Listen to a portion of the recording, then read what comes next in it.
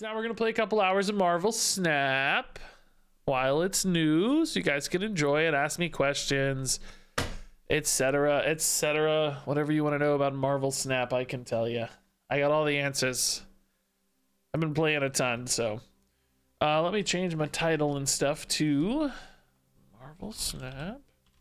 So I'm actually curious, how many of you have played Marvel Snap? What did you think about it? Did you like it? Did you hate it? Was it just okay? Like, what, you know, I am loving Marvel Snap. What product do you use in your hair? I just use like really cheap pomade, like what's that brand? Axe. I used to use Old Spice, but they put bee poop in it. Put like some kind of bee poop, and I didn't like it as much. I put like bee wax or something in it, beeswax, and I didn't like it as much. So I don't care that it was bee poop particularly, but I just didn't like the texture as much. I literally just use like Axe, like the cheapest thing you can get at any given store. Nothing fancy. Enjoying it so far, but progress really slows down. I think that's gonna be the most common criticism, yes, and one that they've heard a lot. But they have this real dilemma, which I don't envy them, where their card system is so different because decks are smaller and basically every card is a legendary. It's kind of how it works. So in essence, they're not releasing, you know, 100 card expansions. They're releasing, like, their plan is like 1 card a week because each card is more significant because it's a higher proportion of your deck. So they're thinking about these almost more like heroes or something, you know, as opposed to cards, somewhere in between like a hero and a MOBA and a traditional card game card. There's no filler cards. They're just all important legendary-esque cards. So they have this problem where they, you know, they can't just give you 100 cards at once because they run out of cards. There's just not enough cards. But what that does is people feel like they're not getting enough new stuff to play with, and then they see other people's shiny stuff and they can't get it yet, and it creates some real bad feelings like, oh man, I just want to play with that cool card and I can't get it and I don't have it. So I don't know how they're going to fix that. There's something there at the core of it that feels very kind of, you know, it's like it's at odds with itself a little bit. I feel like, you know, once I got to the point where I had a lot of cards, you don't worry about it so much because you can play a lot of different stuff and make things. But it takes a while to get there. You kind of have to put some faith in the game and so on to really make it feel worth it. Can you get Miles Morales without the season pass? So not yet. The way the season pass works is if you buy it, you get the card right away. If you don't buy it, you have to wait for it to get added to the regular collection level. It gets added later, which does create a potential risk of like some, you know, if the card that comes out is some like super meta dominant card, there's a risk that people who didn't pay are going to feel like they're missing out on an important meta card, which isn't probably super concerning right now because people with small collection levels are missing out on most of the cards. It's not really any different than missing out on any other meta level card that you just haven't unlocked yet. But in the future, like a year from now, if everybody has every card and they're just waiting on the new card and it's some meta defining card, then that's clearly going to create a system of haves and have-nots. So I don't know how they're going to handle that later. I think later on that's a real risk that it becomes a very frustrating change. Hey Dexter, dude, what's up, man? 78 person raid. Welcome, Dexter. You're amazing. Welcome. Has Dexter been playing Marvel Snap? Did I change my category yet? I did, yeah, okay. I can try in the right spot. So yeah, that's interesting for Marvel Snap. A couple dilemmas there.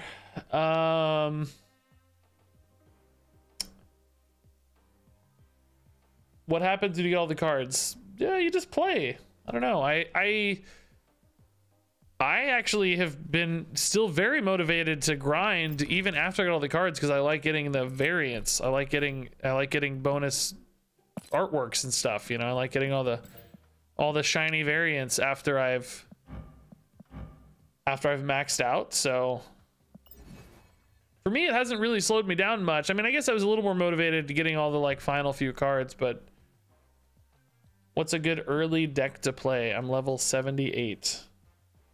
I don't know how many cards you have at level 78, but I have a video coming out as soon as it's cleared that maybe tomorrow, hopefully God, tomorrow it'll be there. But here, I'll give you a preview. I built some starter decks on snap.fan. Here, check this out. Dexter says, I was hoping the desktop client would look good. Yeah, sorry to say. If you didn't hear, they're supposed to release a full widescreen version later. So for now, it still looks like a mobile game. But apparently later, it's going to look like an actual PC game. But I think they said like mid-2023, so that's like almost a year away if you think about it. Not sure that timeline's right, but it's still a ways off. Is this sponsored? It is not. I did some sponsored videos, but I'm just streaming for fun. What is the game? It's as the title and the category would inform you. This is Marvel Snap. It's the new card game from the folks at Second Dinner, who is all the folks who left Hearthstone with Ben Brode a while ago. So Ben Brode and many other Hearthstone folks left to make the studio, and this is the game they made, and it came out yesterday, and we're gonna play it. What were we playing yesterday? Yeah, we were playing Death Marvel yesterday. When do you unlock Captain Marvel? So unlocks are in like random order, but they're separated by different pools. So there's like pool 1 unlocks, and you unlock everything in pool 1 first. Then you start pool 2, and it's random within pool 2, and you unlock everything in pool 2, and then there's a pool 3, and you unlock everything in pool 3. I don't know which pool Captain Marvel is in, I guess.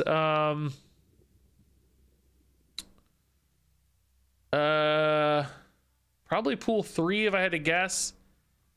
Yeah, Captain Marvel's in pool 3, so that starts at level 474.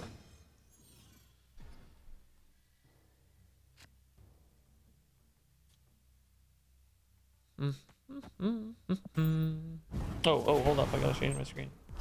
Oh yeah, let's go. Is it mobile only? No, you can play it on Steam. This is what the Steam client looks like. It kind of just looks like mobile, but you know, runs on your PC natively and stuff. All right, I honestly do not remember Deathlock being in this deck, but I'm cool with it. Cool with it. Hey, Katie Page, what's up? Ooh, Green Goblin's gross.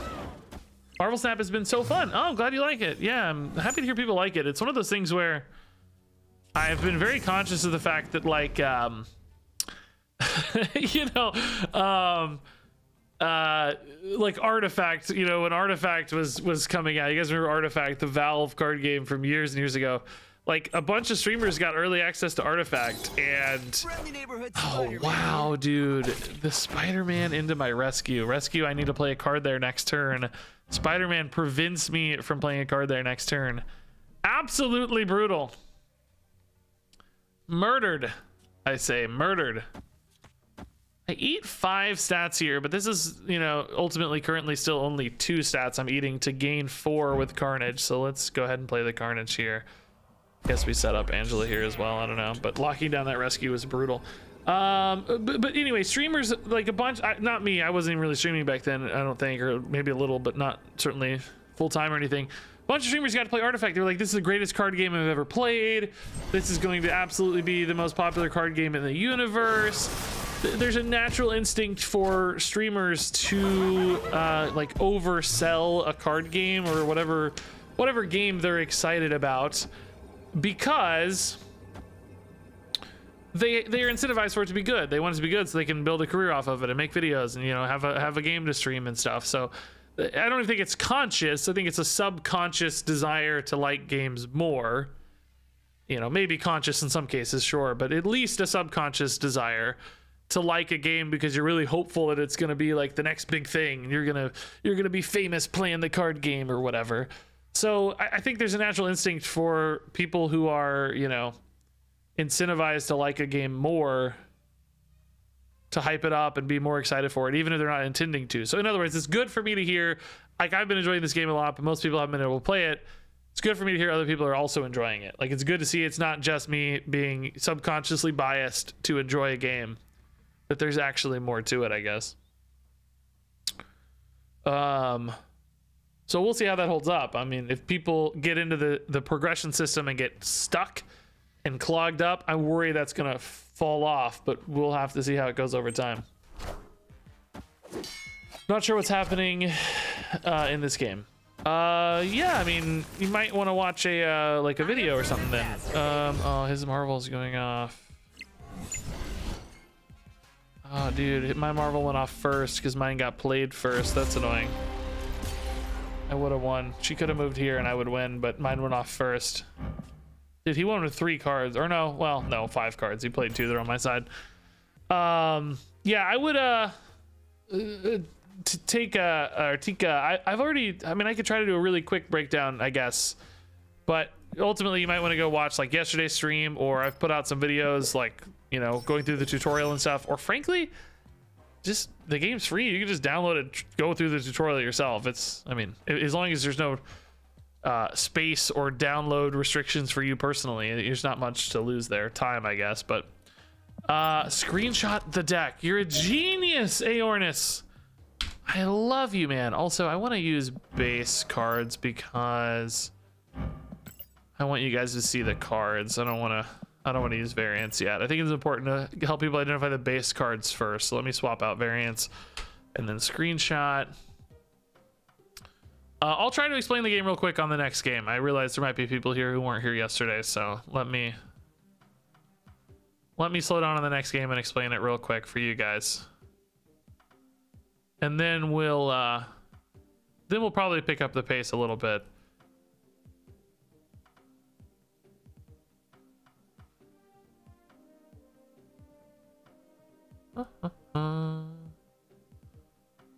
Give me 1 second. I'm making a screenshot real fast of the deck. Then we're gonna put it on screen. I gotta save it over here on this other PC. I got a dual PC stream, so I'm photoshopping it over here. Then I gotta save it on the other PC like an idiot. And for some reason that's not loading right. What the heck?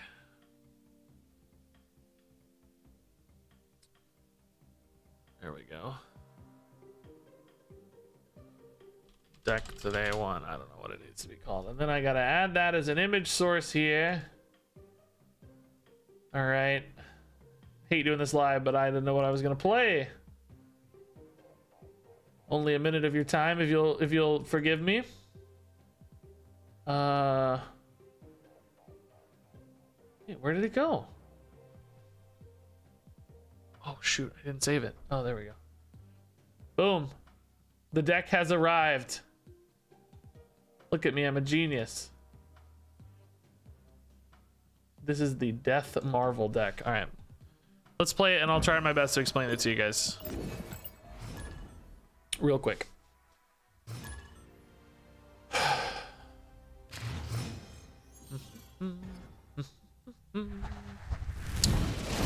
All right.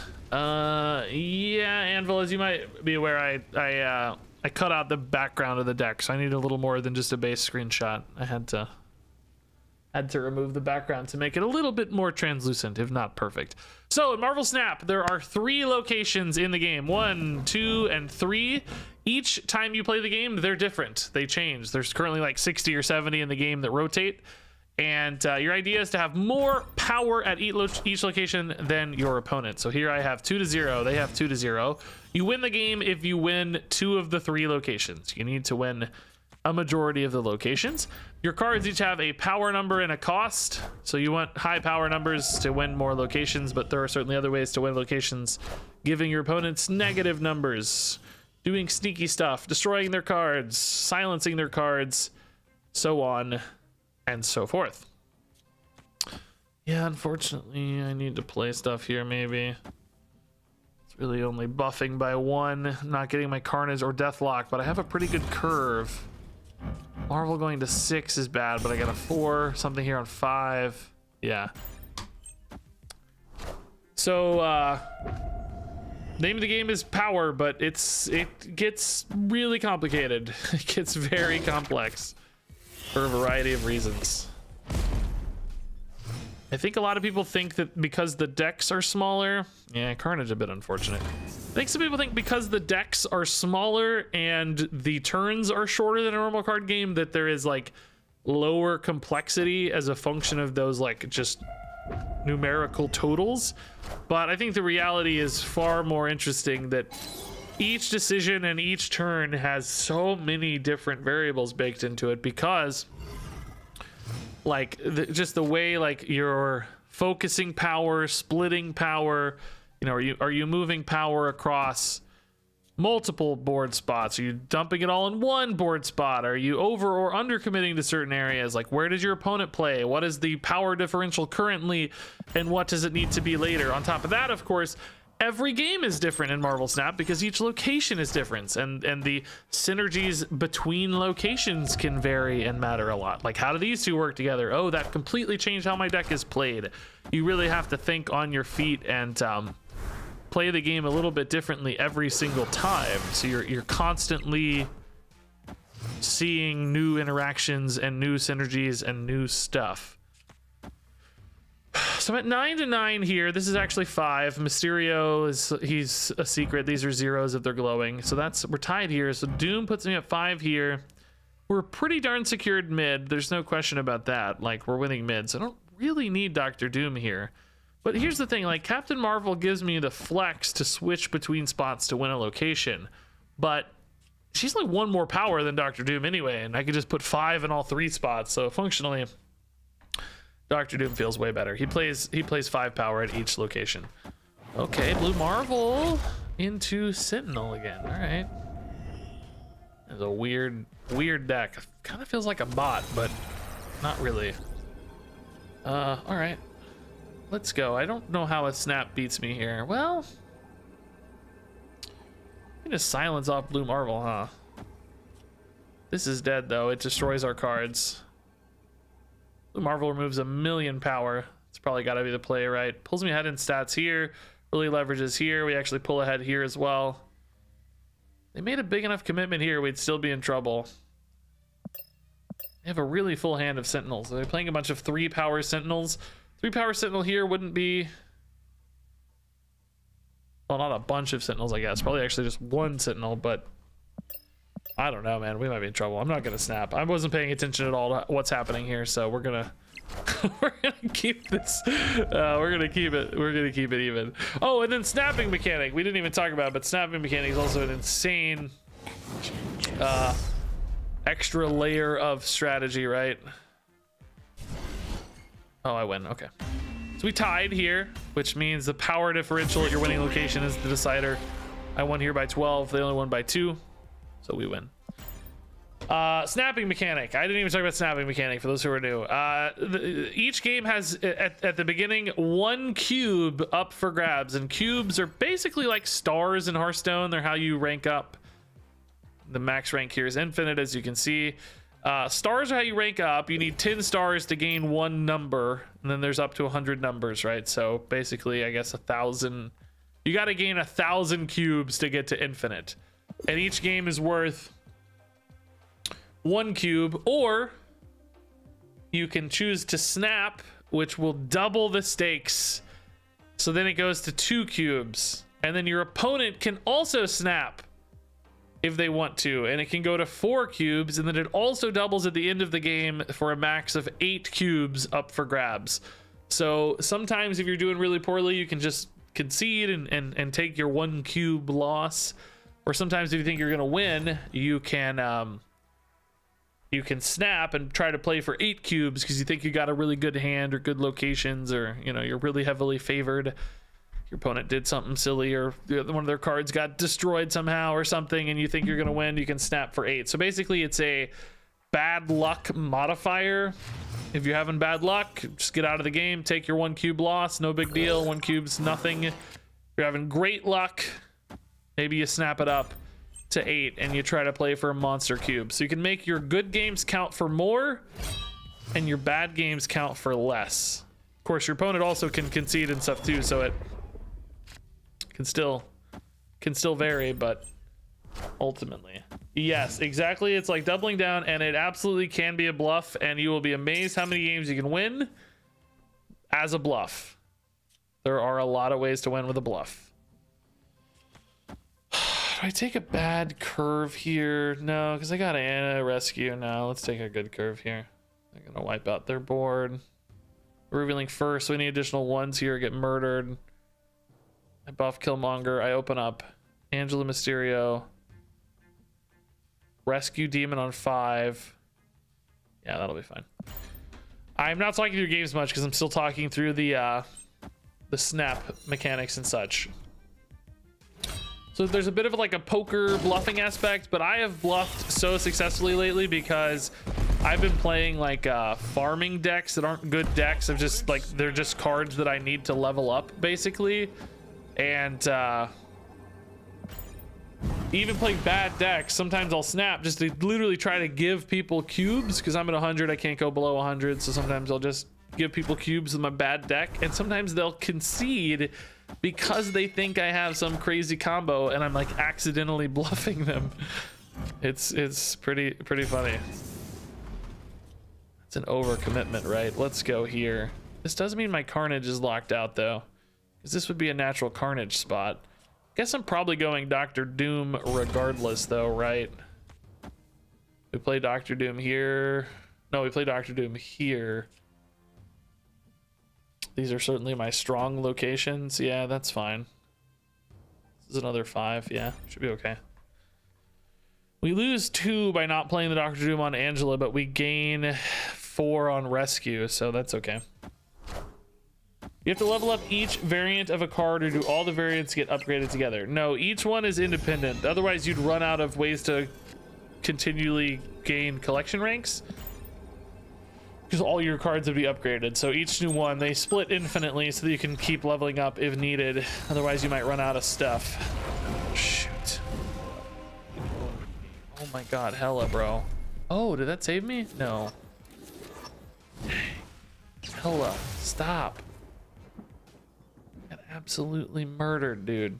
Murdered. That stupid Arnim Zola moving the Giganto over completely screwed me, dude. I was gonna be fine. Oh no, I wasn't. Would have lost here anyway. Yeah. Never mind, we lose. Can you read cards before you play them? You can, yes. I'm sorry, man. I'm sure there are other people who also want that experience, but it's gonna ruin the experience for both the YouTube videos later and a lot of people who already know the cards if I just take forever reading cards. So although I wish I could offer a customized experience to everybody, maybe what I'll do is just run through my cards real quick.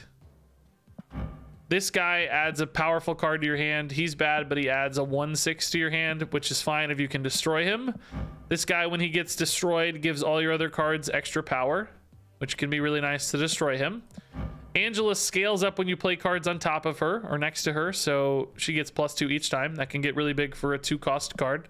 Carnage eats stuff and gets stronger, so this is great to destroy some of these cards we talked about here, right? We want to destroy those. Mysterio, he starts as a 2/5, but your opponent can't tell if he's a 2/5 or 2/0, and he plays in all 3 locations, so they don't know where your 5 power is. They have to guess where your 5 power is. Plus, you can eat his extra bodies because he's playing extra bodies you can eat with your destroy cards. Killmonger destroys all 1-cost cards. Again, can eat these. Deathlock destroys cards. He doesn't scale, but he's just got a good solid base stat line. Shang-Chi destroys enemy cards that are big, 9 or more power. Enchantress removes ongoing effects, which are very powerful effects often that some decks are built around. So she's kind of a tech card that silences off an important keyword. Rescue gets bigger if you play a card next to her next turn. So if you follow up, she gets to 9 stats, which is pretty dang big for 4 cost. Captain Marvel, at the end of the game, she'll move to a location that wins you the game if possible. So this is a great flex card if you're winning a couple spots already. She can help ensure that you've got a good move to a lane. And Dr. Doom just adds 5 power to each location. So he's 15 total, and can again help you spread out stats, which can be nice for stuff like Captain Marvel. Between the two, you can often just kind of win a lane by moving stuff around. This deck seems very toxic to face. Actually, not really too bad. There are a lot of super annoying cards. Here, I'll show you some of the annoying ones. These, I think, are the most toxic cards in the game right now. I hate these. The Goblins. These have negative stats, and your opponent gets them. So basically, they not only give you a stat loss, but they also occupy a board spot. When there's only 12 board spots, sometimes losing one of your spots can be disastrous because it can like mess up other things. It can block out a location completely, so you can't play anything there. These are the worst. I hate these. Absolutely hate these. There are other, I would say, more toxic cards as well, like Debris is pretty toxic. Debris adds a rock to each other location for both players, and rocks are just dead spots again. Like, these just occupy a board spot. It's kind of like if you were in Hearthstone, you know, and basically playing like a dormant minion on their side of the board, but even more significant because they're there forever, right? Like the minions are permanent in this game, so there's a very limited number of spots. Those are probably like the more sort of toxic style effects that are really disruptive. Oh, there's like Black Widow. This adds Widow's Bite to your opponent's hand. That when in hand, you can't draw any more cards, so it instantly kills one draw right when you start your next turn, and then you have to play this to get your next cards drawn. And this, of course, is another dead board spot as well. So you lose a draw and lose a spot against Black Widow, which can be pretty tough. Oh God, I just realized I'm in the wrong view. Oh shoot, guys, I'm so sorry. Dang it. I was in the wrong view the whole time. You guys can't even really see the cards. Ah, shoot. I gotta remember to change views when I go to the menu. Ugh, problems with this client. He expects too much of me. I can't pay attention. How dare you ask me to pay attention? All right, I need to start concentrating a little bit more on the game so that I can actually turn these into YouTube videos. In fact, I'm gonna make a really weird sound now so that I know later when I'm recording this that this will be where the video starts. I'm gonna go like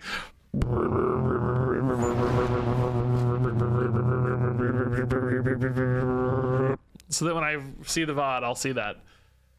It's like someone just joining the stream. It's going to be very alarmed. What just happened? What just happened? All right. So yeah, we can tempo a Nova. That's no problem in this deck. We don't have to wait later. Ooh, Squirrel Girl. It would sure be a shame if your squirrels were murdered by Killmonger. You can see the squirrel rage in his eyes. He freaking hates squirrels. Okay, this is not actually an on-reveal effect, so it'll still work. Even though that says on-reveal effects do not happen at this location.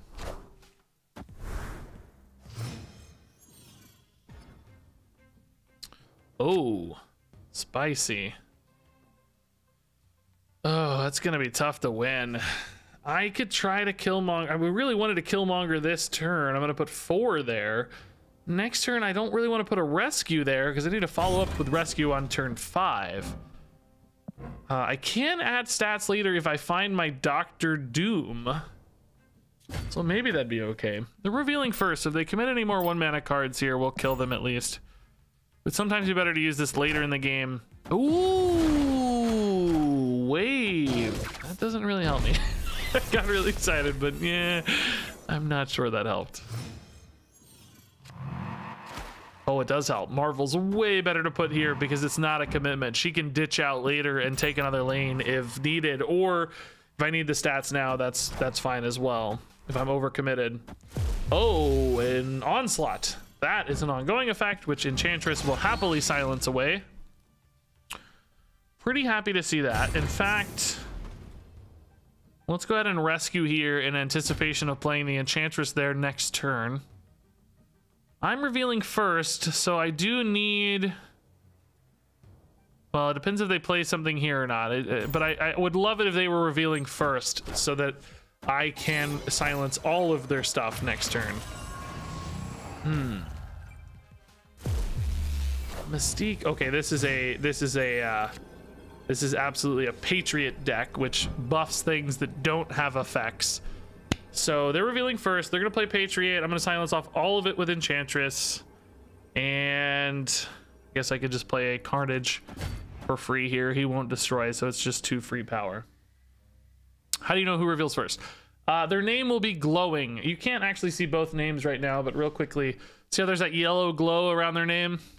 They're gonna reveal first, and that's determined by who's winning currently. They're winning 2 spots currently. I'm only winning 1, so they're gonna reveal first. And sometimes it's actually smart to manipulate that fact. I'm gonna snap because we have the counter here.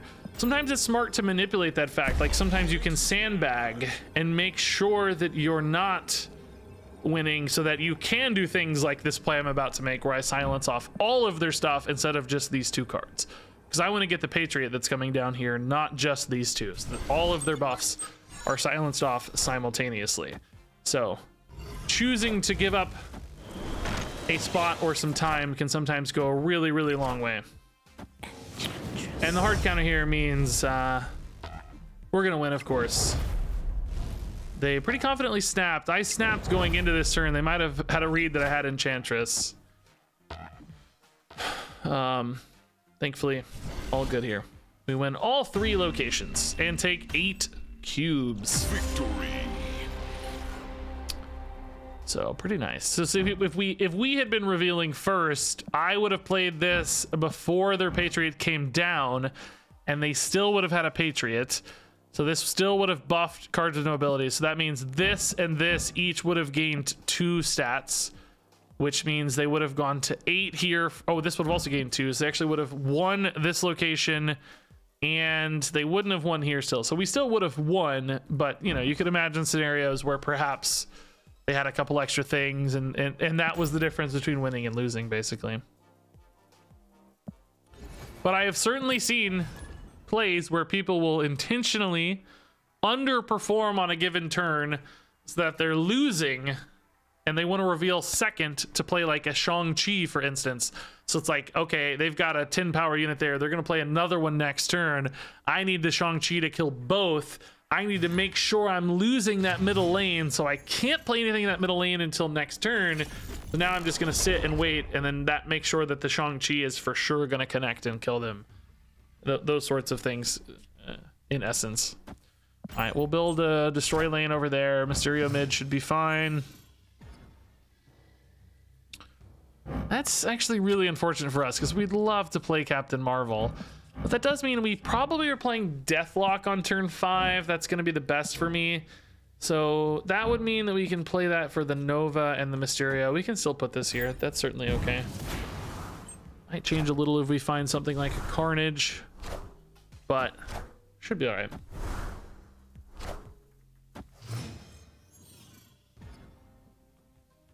Yes, early. I've seen that comment a lot, guys. So a lot of people are experiencing right now in Snap that they're only playing against bots. And I think from what I'm hearing on Reddit and stuff, I think you only play bots for like the first 30 levels, which I personally find a strange decision. I don't really know why that is. Man, I really need to play this now. Maybe we'll just try to find a better play next turn. We can tempo Shang-Chi if nothing else. Or it's not even next turn. It's 2 turns away. Surely by then we'll find a play, right? Might be my only destroy effect though, so perhaps we shouldn't be greedy. Yeah, let's not be greedy. May not hit another. We only have 2, so we have Killmonger, but that doesn't eat the Mysterio, so this is fine. All right. Ah, their own Deathlock, sure. Angela, man. Ugh.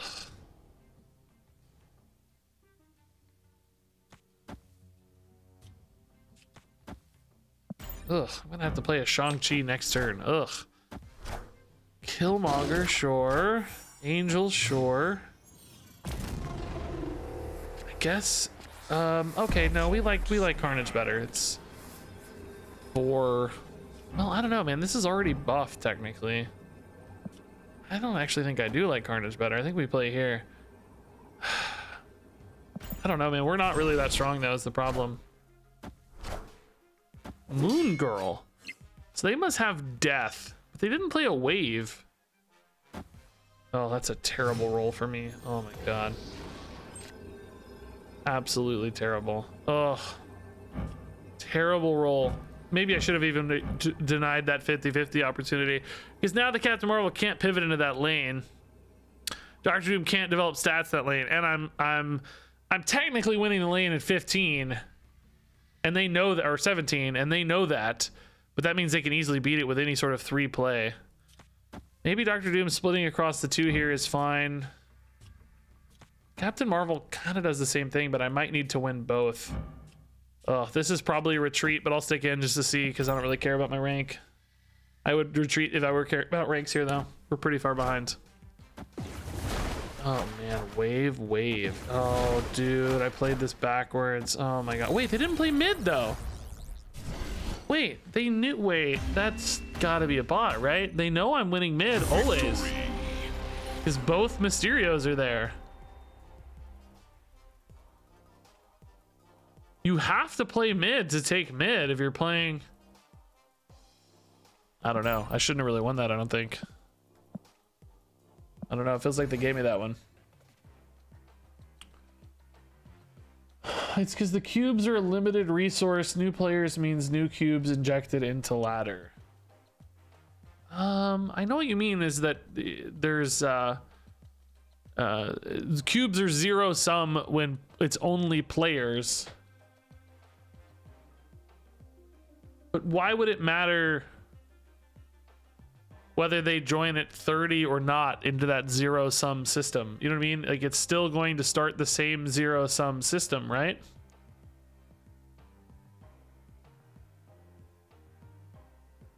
I guess maybe I don't understand the difference. Because if they were playing other players from level 0,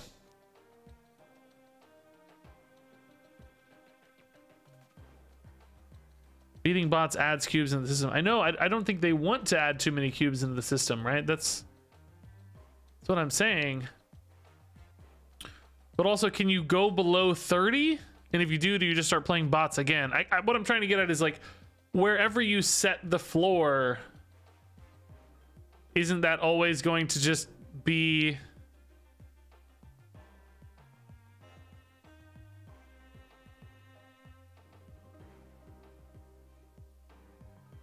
I guess if there's no floor at 30, I guess it does leave some wiggle room for people who are always losing to not go below 0, or they'd always be at 0. I mean, theoretically, there'd still be people who go back to 0. So I guess I hear what you're saying. So you're saying, like, to make sure that people keep migrating up to 30, you have bots to populate and donate cubes to hitting a 30-point threshold. I guess that's sort of a feel-good mechanism, because you could have the same thing at 0, theoretically, and have 0 be the same. You know what I mean? Like, wouldn't 0 function as the same? It would just look worse to the player if they're 0 instead of 30 and steal a sense of progression. I get that, I guess. It feels better to be at 30 and keep bouncing back and forth around 30 instead of just always being at 0, even if they're functionally the same thing. That makes sense to me for sure.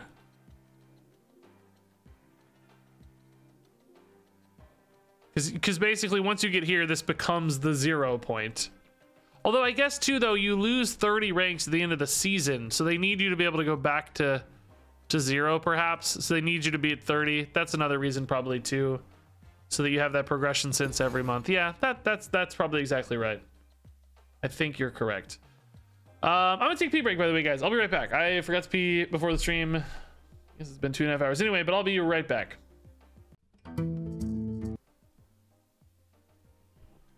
All right.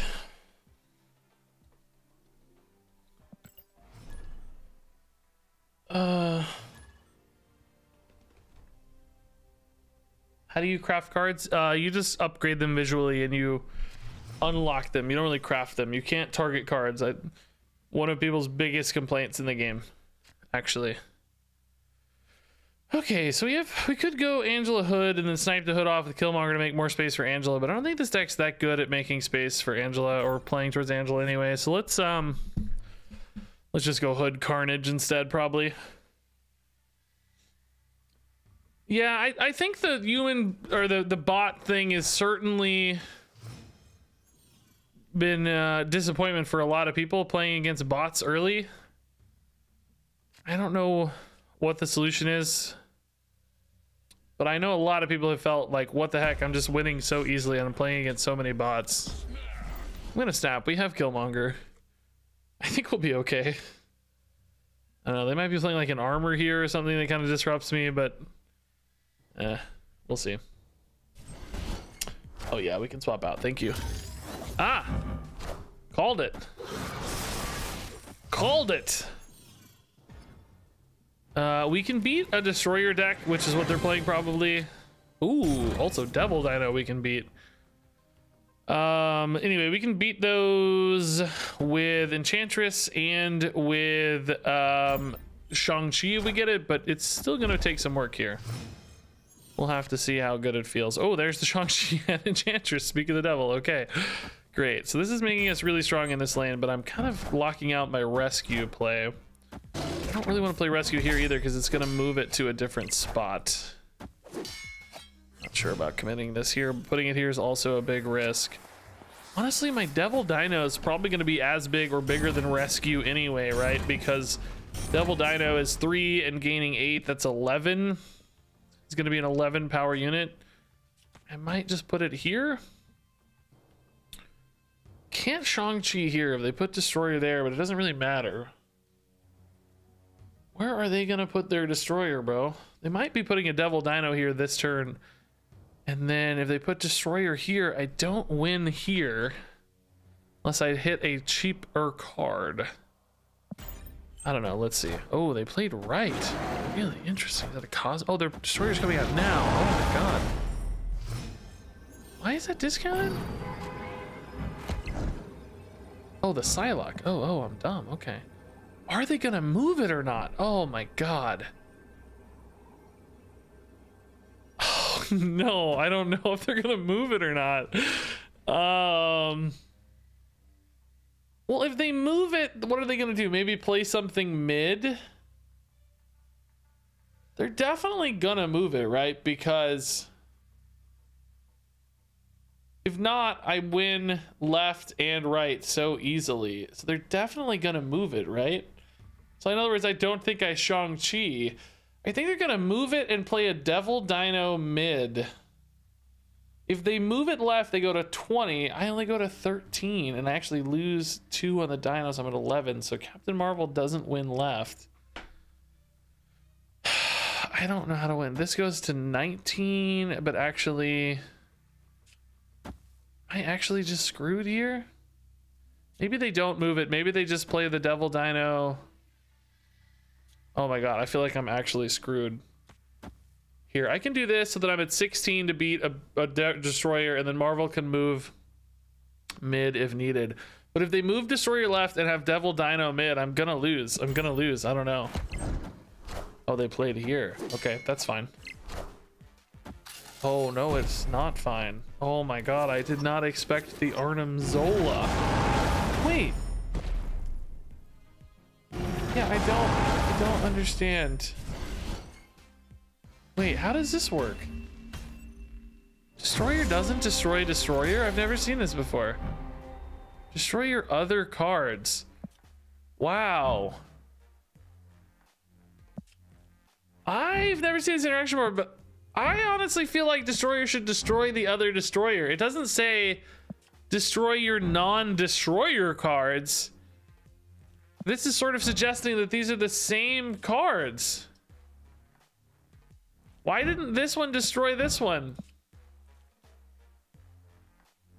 Oh, maybe because the Zola, they're coming out together? Oh, maybe like this one revealed first, huh? Yeah, so yeah, maybe this one revealed first because it did animate first. So wow, if they had gone in the other order, this would have gotten destroyed because it would have been in play first. Wow. Yeah, interesting. So that was just a 50-50 for them. They lose if they lose that 50-50 because Marvel moves over and takes the spot. Huh. That's kind of cool. Huh. Okay, we learned something. We learned something. I don't know what the right play there was, by the way. It certainly wasn't the Shang-Chi because they revealed second, so, or revealed first, I mean. Right? Or did I reveal first? No, maybe it was the Shang-Chi. But again, we had to respect the move, so I don't know. Hard to respect the move there. Think about your MMO combat style TCG. If when cycling through your deck, how often a card comes up as a metric of the card, would you want it to be tied to card rarity or a non-collection metric like cost? No, I'm saying about like density, like how many copies you have and stuff, basically. You know, serving as a pseudo cooldown check, but dude, that's got a lot of questions about an idea that I spent 2 seconds thinking about. Not like it's something I've actually thought about or you know, planned out or anything. Okay. Dr. Doom is certainly a good fit on Camartage. Maybe we build a destroy lane here. I just don't want to necessarily get stuck with stuff there that I don't want to commit too much to. Okay, movement already. That's a good 2-3.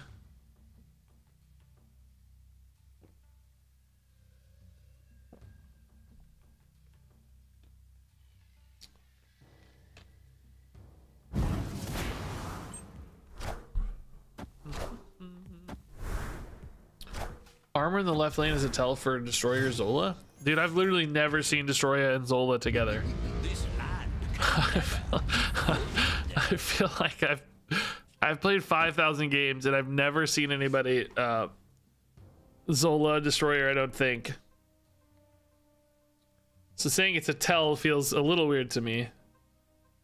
The Mystique, or the Psylocke would be the tell, not the armor, if there were going to be a tell. Armor is a tell for Destroyer, which is what we talked about from the very beginning of the game, but I've never seen the Zola before. All right. How do I feel about the game now that it's released fully? About the same as it felt before. I mean, nothing's changed too much. Aw, that's sad. It ate a rock, bro. It's really sad. Voltron.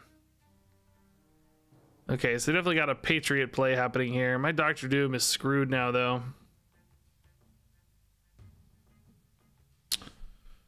Yeah, we're gonna have trouble here.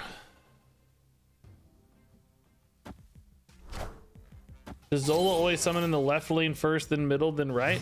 Not that I'm aware of. I think it's random. Most of those effects are very random, but I guess I don't know 100%. Zola copies like in Hearthstone. Yeah, sort of. It like destroys and then copies.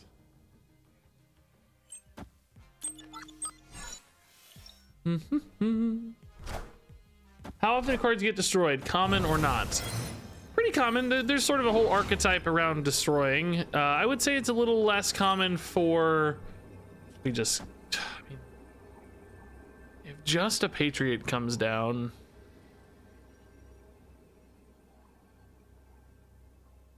What are we looking at here? These are all going to 4. Well, Patriot Mystique would be kind of likely, but not really, because they'd have to have it in hand the whole time. They've already had 2 of their own cards. It'd be pretty crazy to have Patriot and Mystique. But I'm only going to 6 here. It wouldn't take much to win this. I only need to play a 2-mana play. I just want to see what's happening here. I don't care about cubes, so let's see. Very intrigued. Feel good about middle. We're definitely losing left, we know. The Marvel's pretty useless stranded here, but... I'm not sure they have anything here. Yeah, they don't. Wow. Anyway, there's a whole archetype centered around destruction. Both destroying your own stuff. As far as like destroying your opponent's stuff, not too common. Arnim Zola is not super common either. I've seen Arnim Zola with like Venom stuff. I've seen Arnim Zola with like, you Here, I'll just show you Destroy.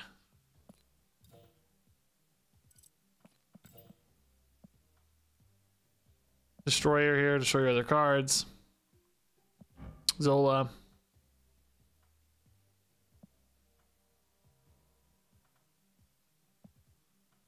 Death is really fun. Death Wave is a cool deck. Used to be really good. I haven't seen people playing it as much lately. It still pops up from time to time. She costs 1 less for each card destroyed. So, you know, you can get her down to 4 or 5 pretty regularly with destroy effects. But there's another card called Wave. And Wave sets the cost of your cards to 4. But Death stacks after that. So she sets it to 4. And then you only need 4 destroys to make Death cost 0. So then you can play Death with something else. You can play a 0 cost Death at the same time as another 6 cost card for like an enormous power swing. Historically was played with Chavez, America Chavez. She's always in hand on turn 6. That would be a reliable combo. So I'll play with like Leader. Leader copies your opponent's cards. So sometimes this is good to like take a tie, but can fall behind if you don't have another power spike. So Death can do that a little bit more reliably, which is nice. Seen it with Doctor Doom, seen it with Magneto, I think.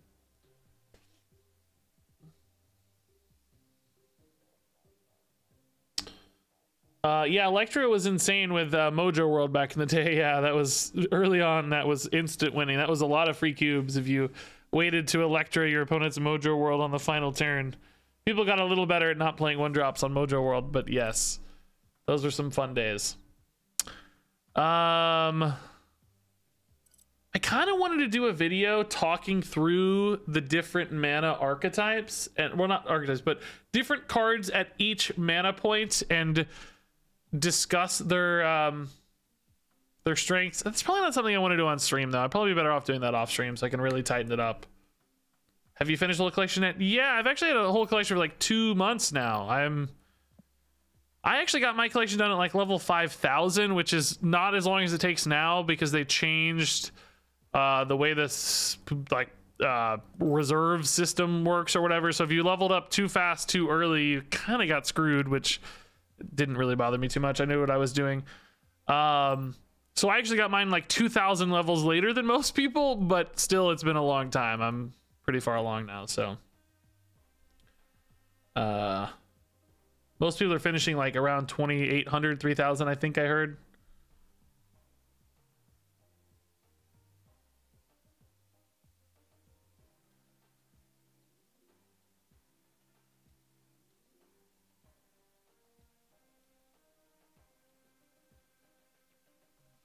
Wish we could get Galactus. Yeah, I would love to see Galactus. Yeah.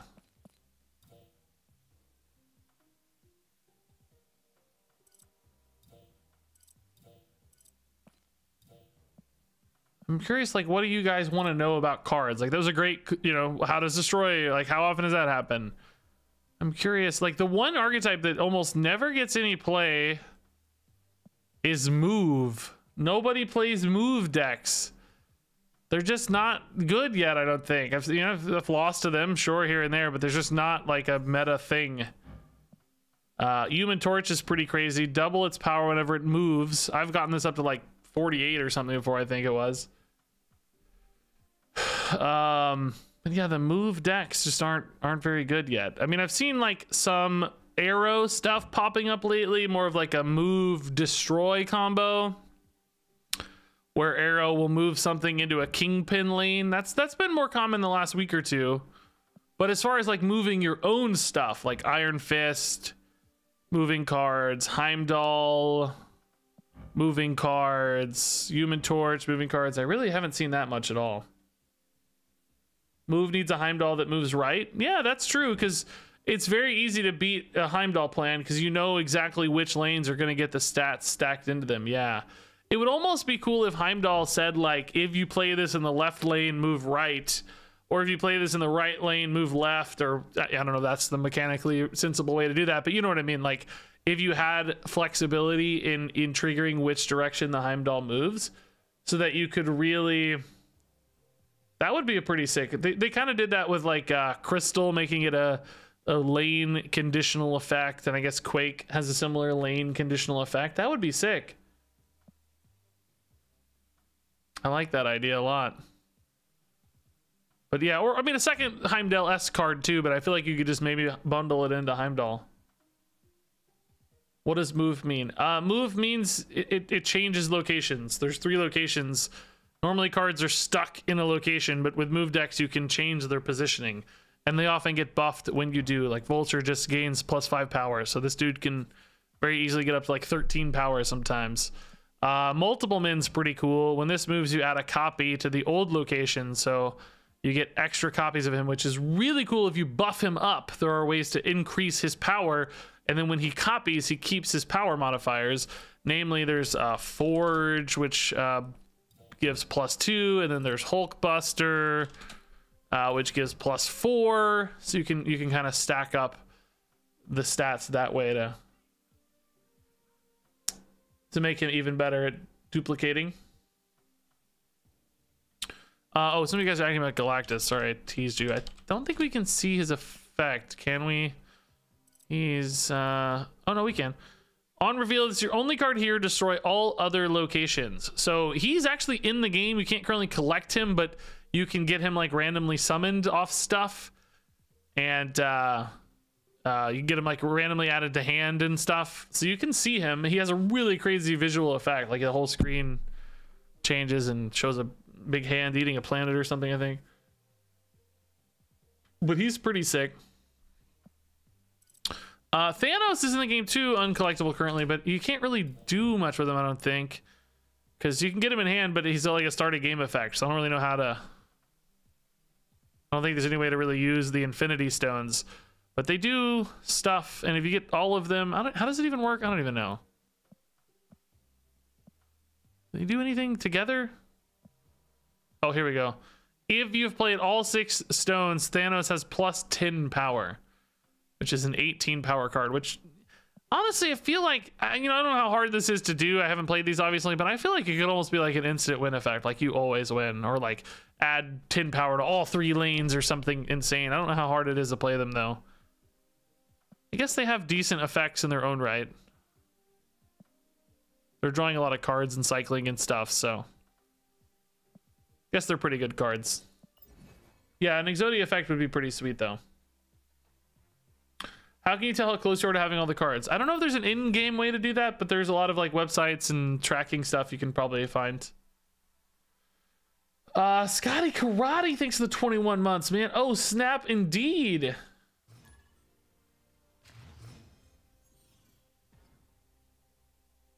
Move all cards away from Heimdall? That could be a cool solution. Yeah, I like that. All right. We want to put Demon here if we can for a nice 9. Can use Killmonger or Deathlock to get rid of that. Ooh, spicy. Dang, we're going to play Deathlock, so we're going to miss out on Muir Island a little bit. Boy. Yeah, I'm giving up a lot of Muir Island stats, sadly. Could play Killmonger in mid and say screw the Deathlock, right? Certainly I can actually play Deathlock mid and just get him started, and then Killmonger on 4 with Demon is fine as well. Yeah, that's probably better. Deathlock here next turn's okay. Oh, dang, dude. What the heck, man? Armor everywhere today. Alright, I gotta stop playing those left, I guess. Why does the game hide the identity of cards you don't own? It doesn't. You can see them.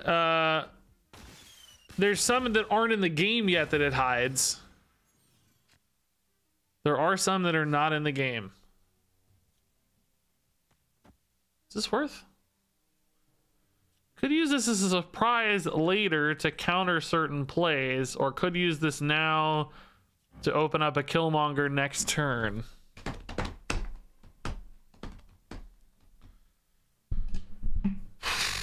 I mean, we're running out of time to do it anyway because we're going into turn 6, so I don't know. Let's try it and see. Oh my god. Waste of time, huh? Okay, cool. Dude, these destroyers coming down so early. The double on reveal is so gross. I really don't want to have to contest Destroyer now, right? Oh, I forgot I was silencing off armor to buff him. Oh my god, I didn't think about that. I forgot. If you silence off their effect, they become a no ability card type. I mean, I can certainly win left still. I'm gonna put a demon there. Like, that's, you know, 9 and 4 is 13 power. I guess I'm giving up mid, right? I'm trying to win elsewhere. Just thinking, do I need to put a rescue in now, or am I gonna play for Captain Marvel instead? Since I kind of know the 2 lanes I'm trying to win, Captain Marvel gets a little reduced utility, but still pretty good, I think. Because we could go like here, but then I got this trio next turn. Boy, this on reveal effect is so insane. Is there a world where I'm maybe not playing Killmonger is another question. Like, these aren't really a net loss yet, but I gotta decide now because I'm playing Demon. Nah, this is still a good 6 mana play next turn. Let's do this. I think this helps us win. Oh, sorry, bro. Oh my god, dude. Oh my god, my timing here is just the worst.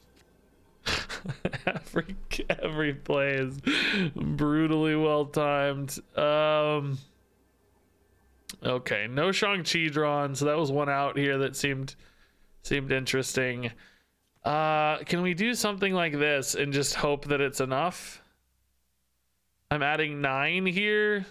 It's rarely actually enough. Leaves no flexibility for Captain Marvel to move there. If I play Killmonger, I guess he's going here, but I can't play Demon. He's got to go here because this is Cosmode. Like, is a Mysterio here for 5 enough? So I need to play it before the buff. I mean, this is really not enough to win, honestly, but I'll try it anyway. No cubes at stake, and I don't care anyway, so let's just see. It's one of the most fun parts about Marvel Snap is just seeing if you can pull off a miracle sometimes. We did not. Dino's too big. Dino's a little too big. Honestly, not that much. Hold up. Actually, no, wait. Oh my god, is he 1 off? No way, dude. No way. Oh my god, dude. If I'd put the Mysterio mid, I could have taken mid. Oh my god.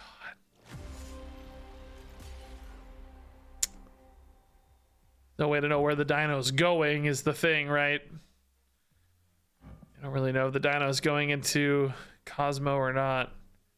Oh, these are both so close, dude. So close.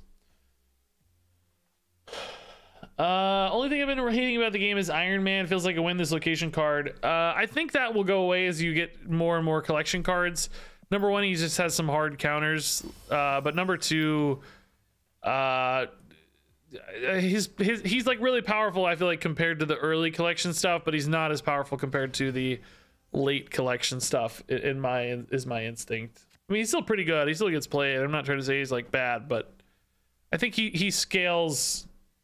The collection scales to match him as opposed to the other way around, if that makes sense. Been loving this game, Regis. Oh, cool, Eric, dude. That's good to hear, man. Junior Ostrich agrees. The higher up you go, the worse he gets. There you go. And this card is one of the perfect counters to Iron Man. Remove the abilities from all ongoing cards, including Iron Man. Not that I'm suggesting you should really run this all the time just to beat Iron Man, but these sorts of things do exist. Quinjet. I love the pixel Quinjet, dude. That's pretty cool. I'm not really loving this deck as much tonight. Also, you guys forgot to yell at me to change my screen. No, I keep forgetting to swap screens. Dang it. It's so hard to remember. You can't expect me to be a professional. I've only been doing this for 6 years. You guys demand too much of me. Professionalism? No, of course not.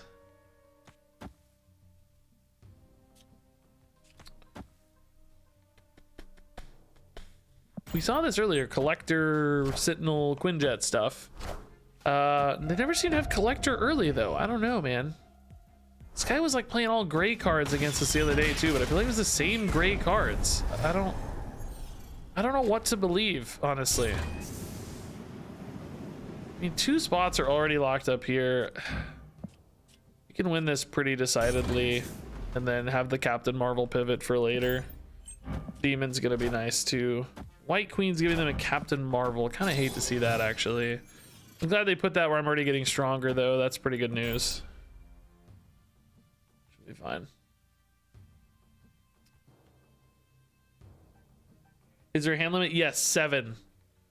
You can only have 7 cards in hands. The card doesn't like burn or anything. You just don't draw a card. It's not like it dies or goes away or anything of the sort. You just don't, absolutely just don't draw a card. Okay, so this pulls ahead here pretty decisively. They're gonna feel confident in that lane. We can go ahead and commit Mysterio here and have the Captain Marvel move to secure either of the other 2 lanes. And I guess Demon's just better at that, isn't it? Unless they're running a Killmonger.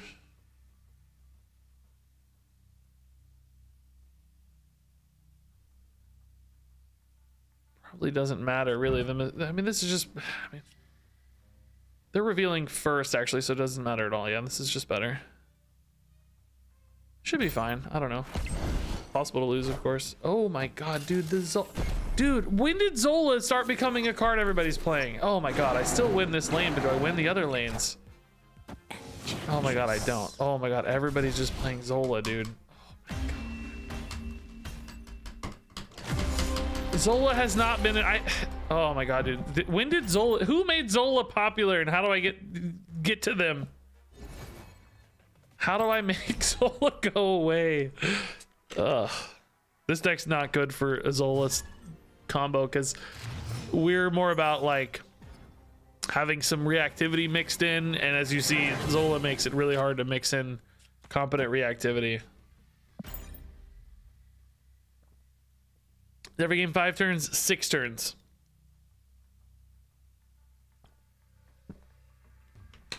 I don't even like this deck. This is an old deck. We were just playing this deck because I don't even know why we played this deck. just grabbed a deck. I just grabbed an old deck. We need to change it up, I think. It's seemingly not playing well into the Zolas of the world. Yeah, we'll change it up. This deck's a little bit too reactive and not quite building its own threats enough.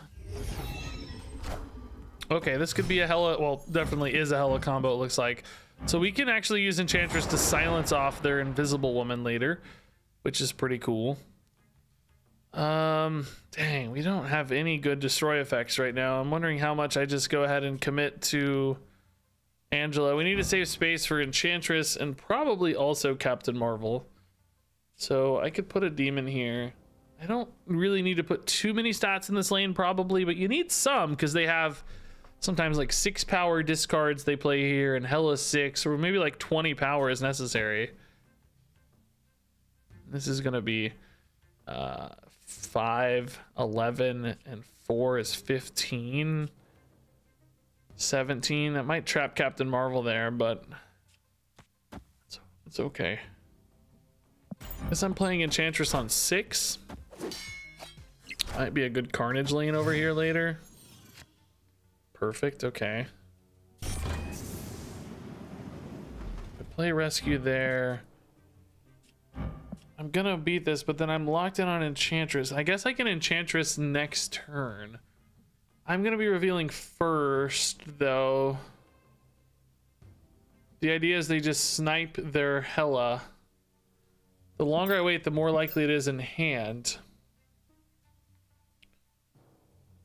I guess I can just play Captain Marvel. No, I can't move Captain Marvel myself, so no, I need to leave that spot open. But if I go here,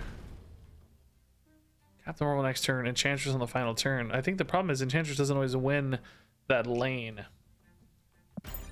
Is this a destroy deck? Sort of. It has destroy kind of early game package, which is you'll see that a lot actually. You'll see that quite a bit. A destroy early game that then has like another kind of late game package. I don't remember where this deck came from. I'm calling it like Death Marvel because of Captain Marvel and like some destroy effect stuff. But man, they just really did not play into their Invisible Woman at all. I don't even know what they discarded off that blade. I don't remember seeing it. I wasn't paying enough attention. There is a world where 6 doesn't really win here, but it does with Marvel moving over. I'm revealing first. Still, they just played no discards there. If they're only playing Hela, they're really not adding a lot of stats here. Boy, did I play that in the right order, by the way? No. I don't know. This is a little shaky. I don't feel good about this. Let's see if we can disrupt it all here. If they're playing Hela, am I playing this too late anyway, right? I'm playing it too late. I don't even know why I'm playing this turn. Why don't I play it last turn? This is too late anyway, because it just works like they want regardless. I'm an idiot. I don't know why. Did nothing. Did nothing. Did nothing, really. You know, moves over. That's... Higher, further, faster, baby. It's fine. Okay, I didn't really play that well. I needed to enchant on 5. Victory. Because once the hell is down, it's too late anyway. I don't know what I was doing. I'm really dumb. Kind of just forgot how that worked. Okay, good win, I guess. Not really. I'm kind of sick of this deck. I'm gonna mix up. I don't really like this deck that much. I thought it had a cool name, is why I picked it yesterday. It was really not that interesting. We could do death stuff. Death's pretty cool. We talked about this a little earlier. Might swap this out for something more fun than Chavez, like a...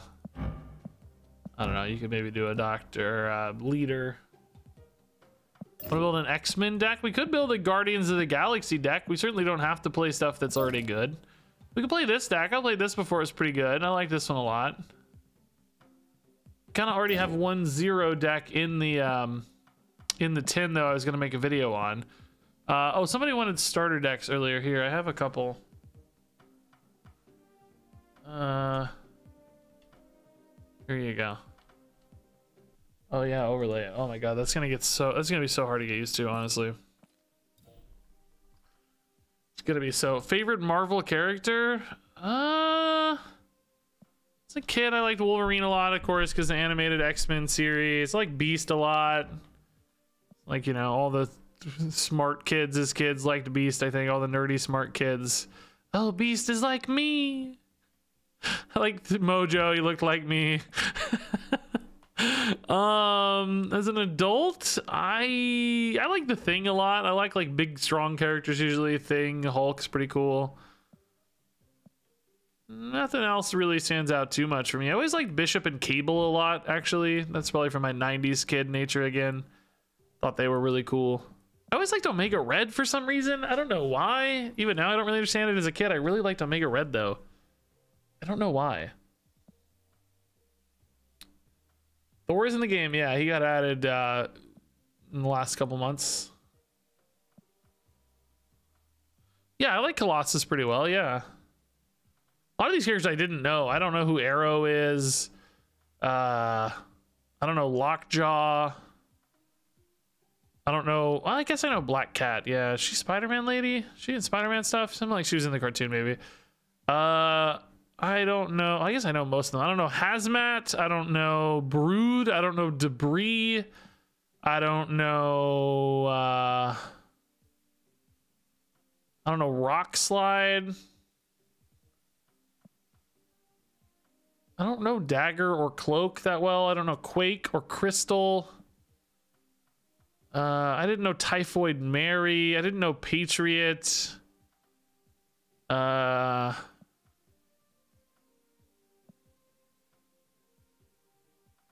didn't know Colleen Wing. I didn't know Agent 13. I didn't know Angela.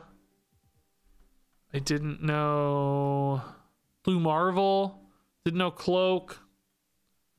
Didn't know Captain America. It's a really weird name. Captain America. Who bought it? Who believed it? Who believed it? Didn't know. I don't think I know Domino. Sounds kind of familiar, but I don't really remember. I don't know Hellcow.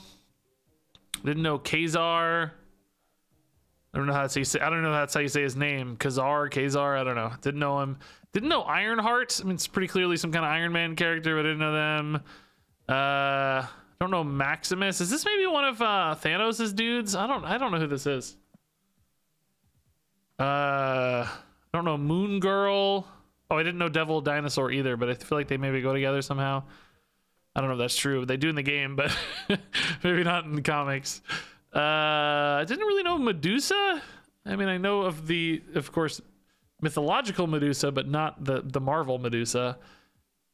I know most people, I guess, really in hindsight. Like, yeah, there's really not that many. I didn't know Squirrel Girl, Spectrum. I don't know.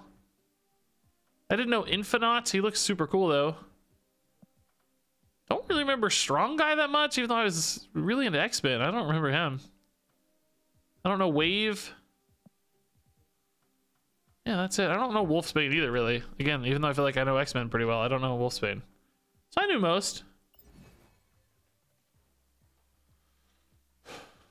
I know most. Anyway, we need to play a new deck. That one's just not really doing it for me.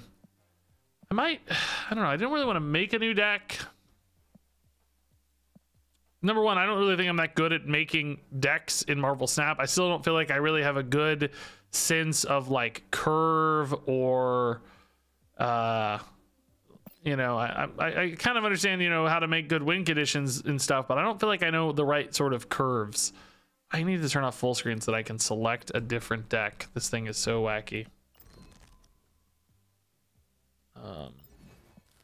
We could play some Death Moon stuff. I don't think this deck holds up as well anymore. At least I've really not seen it so much anymore. But I'm gonna do a little trick here. I'm gonna... You can't rearrange these, right?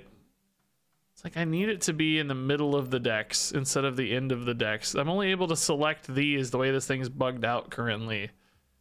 So I don't know how to... I don't know how to do this. For those who weren't here yesterday, this thing's bugged out. You can't... It won't let me select decks on the far... Like, it always snaps back to the middle. I can't get to the left of the deck selection screen.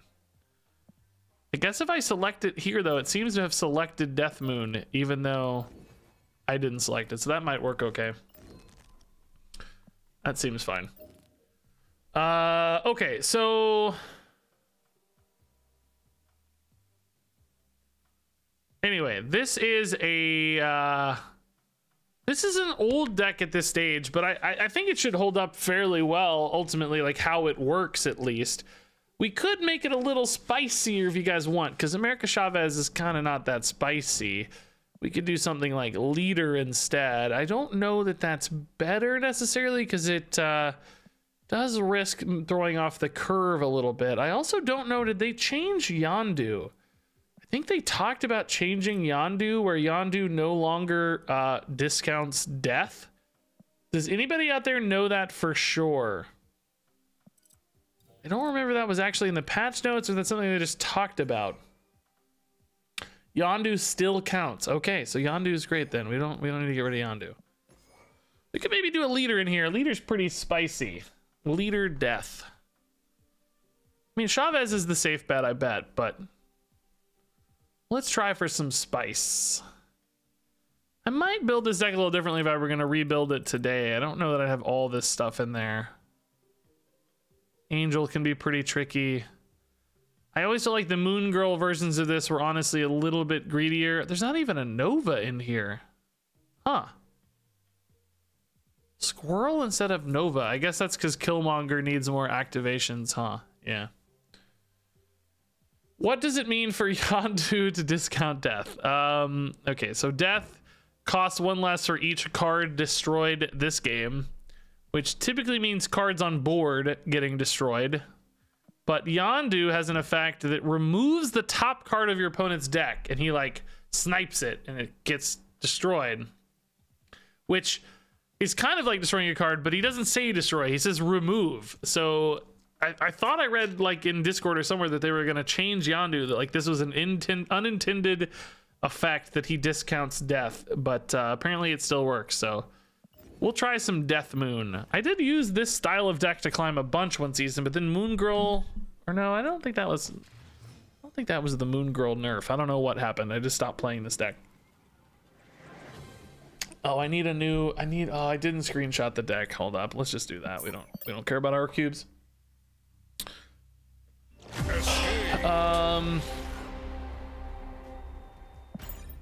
All right, let me take a new screenshot of this deck real quick.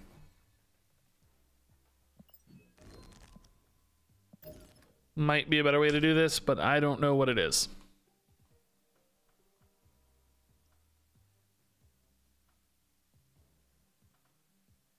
So we're gonna do it the old-fashioned way. Streamer man taking screenshots from the game to overlay. Don't think there's a deck tracker out yet for Marvel Snap, but I wouldn't be surprised if there were one soon. That's not me being like some insider info thing. I just wouldn't be surprised. I don't say that in like a sneaky way, like, I wouldn't be surprised. I just mean like literally, I suspect someone will find an opportunity in the market there and fill that gap. Whether that's like Hearthstone deck tracker people or not, I don't know. Oh wait, wrong side. Hold up.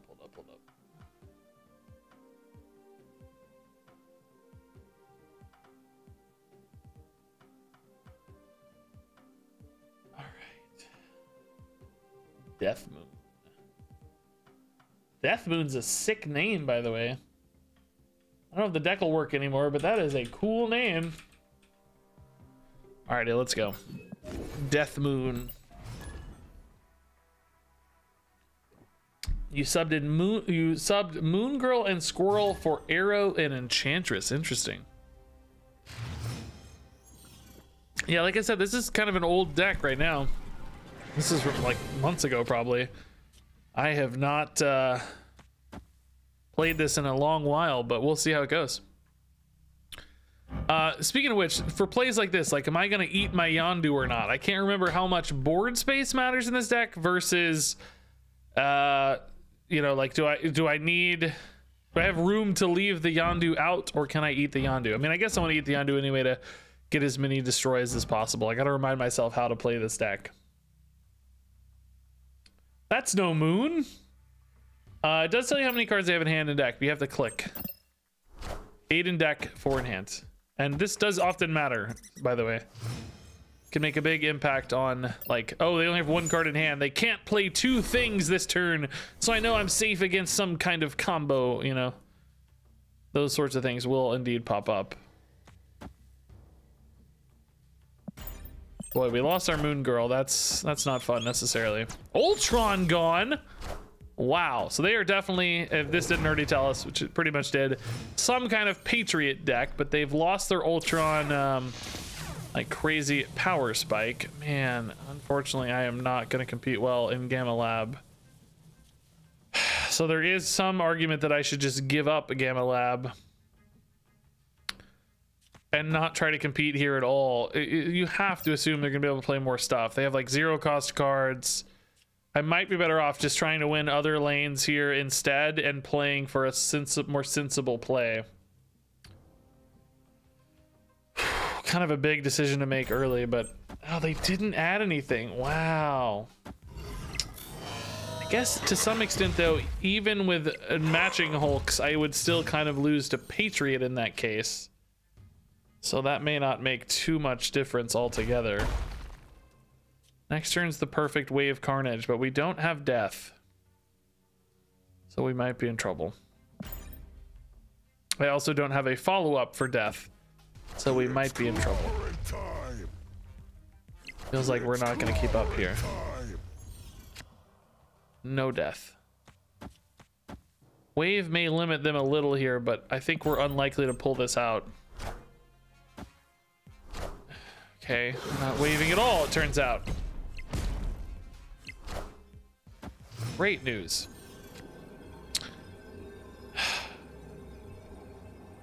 All right, she's just cheap enough to play anyway. Honestly, I think there's a chance here. They may not have that easy of a time adding. We're gonna go to 12, so they gotta add 8 here. And they gotta add 14 here. I think they man, if wave had gone off, we would just be absolutely owning this game right now. That Cosmo was brutal. I think we got a good shot here. I'm not gonna snap, but I think we got a good shot. Honestly, the death being a natural 5 gave me surprising amount of spice and a great top deck too, right? It was a 1 out of 4 there, so pretty good.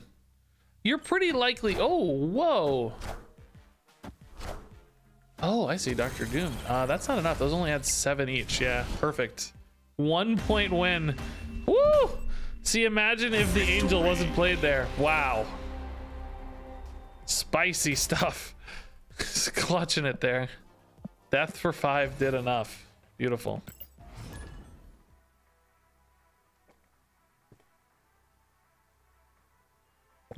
Is there any reason not to snap? Yeah, if I lose, then I lose more cubes. I mean, realistically for me, no. I don't care about my cubes right now. I'm not trying to rank up. I'm at 100, which is a floor. You can't go below 100. I've already earned all the rewards. So functionally, no. I could snap to 8 every game and not care. It's not important to me. But theoretically, if you were caring about your cubes, you wouldn't want to snap because you risk losing more.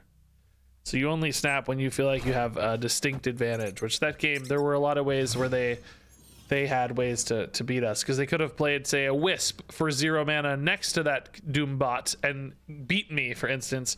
If my wave had gone off, that probably would have been more snap worthy. A wave going off would have gave me a lot more confidence. So you gotta get your yeah, you only really need 2 destroys to make your wave death good, so I don't actually have to get too fancy here, because you need wave to go from 4 to 2, because then you can play, you need death to go from 4 mana to 2 mana, so that you can play a 4-drop and a 2-drop together on turn 6. You really need 2 destruction events to make death a good play, I think. Oh my, man. Okay, a little sad on order here. We would have gotten a little bonus on our carnage if we'd waited. Just played for curve instead. Yes, turn 1 priority is randomly determined, because you're tied. Anytime you're tied, it's random, but you can tell by the name glowing. Here, you can see my name is glowing and theirs is not. But it does sometimes matter on turn 1. It's pretty rare, honestly, but it can matter because of specifically we want to play wave on 5 to set up the turn 6 death follow-up typically. I think the question here is do I want to Killmonger? I'm wiping out a fair bit of power here. I'm wiping out more than the opponent. I'm losing an Angel basically is the difference. But it really discounts the death, which gives me some interesting flexibility. Like, could play it next turn even. Not usually a huge advantage doing that, but I could. And I also make board space, which when I have a leader potentially getting drawn, that actually matters a lot. I think we're pretty well favored here. We have the wave set up, we have death, like that's what our deck is doing. So magic gone. Okay, that's actually good news. I think there's a bot, by the way. That's a bot name and a bot portrait, so don't get too excited here. Oh my god, Moon Girl would, I mean, god, Moon Girl's really just better because our death is already 0. So we can copy death and yeah, we'll just get 2 deaths here. That seems fine. We don't need wave. Actually, this doesn't matter, does it? I don't need to play this because I'm never playing the dude. I'm always playing leader death, and I'm gonna have 7 spots, so these 3 will get copied, which means I get the double death. So this is actually just a negative point gain for me. It should be fine to hold here. So we're probably not going to contest the right lane. I mean, this is a bot. You know, I don't know what they're going to do. They may not do anything sensible at all, but I mean, it could be a person pretending to be a bot. That's a thing that happens. Sometimes people now know what bots look like, so they change their name to look like bots. But the plays so far still, to me, indicate bots. Nothing too exciting happening here, and we're certainly not going to win that lane. So we'll just do leader, and I guess... I mean, actually, we can very likely win that lane, but it just depends on how the sunspot goes. I think we'll just death each lane, honestly. This lane, we're so far ahead. I don't think it matters if leader whiffs or not. If they play like a Shang-Chi or something, we're still super far ahead. I think we'll be completely fine. It's basically impossible to lose here, I think. Famous last words, right? But it's a bot too, so I think we'll be okay. You can see how cool this deck is, though, even though it's a bot game here. Like, just getting double deaths is so awesome. Little Dino's big, man. Not big enough.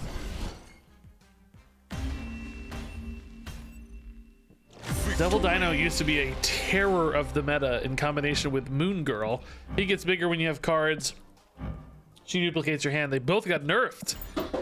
They both got changed. I think Devil Dino maybe got nerfed twice even. He's 5 mana now. He used to be 3, I think, right? Maybe not. Maybe she was 3 and Devil Dino was 4. I can't remember. Where did Dino start? I don't know. I don't know. Wrench. Okay. 3-0 to 5-3. Okay, yeah, so mega nerf. Was there a step in between there, or am I crazy? I feel like he was 4 for a while, but I guess I don't remember. How do you get so many cards this fast? I've been playing for 5 months. I didn't. It took a long time. It took a long time. He was 4-0. Okay, yeah, that's what I thought. But he gained +3, right? He was 4-0, but he gained +3. 3-0 to 4-1 to 5-3. Oh, okay. You got a little debate there in chat, but I buy it. Anyway, we'll play Angel out. That's fine. We might just eat this later to get some discounts. Death in hand is nice. We don't really have a good way in this deck to snipe the Sanctum Sanctorum, unfortunately. And we're a little bit crowded on board space here. Jeez. Might be a hard game to win. Oh, 6 cost Deathlock. Thank you, Baron Mordo. Mordo, more like Bordo. Bordo, more like Mordo, more like Bordo. Oh god, I have no good plays, man. We are so clunky here. Jeez, we're clunky. We are so clunky. Mordo, more like Bordo. Dude. This ain't Hearthstone. I changed my game category, right? Oh yeah, you had me scared. I thought you meant like, this isn't Hearthstone. What are you doing here? I know what you mean now, though.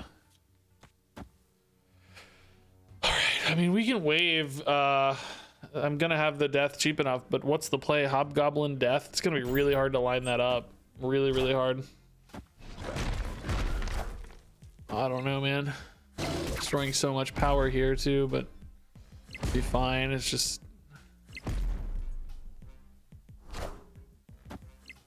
still take a Carnage, right? Because Carnage right would be pretty nice.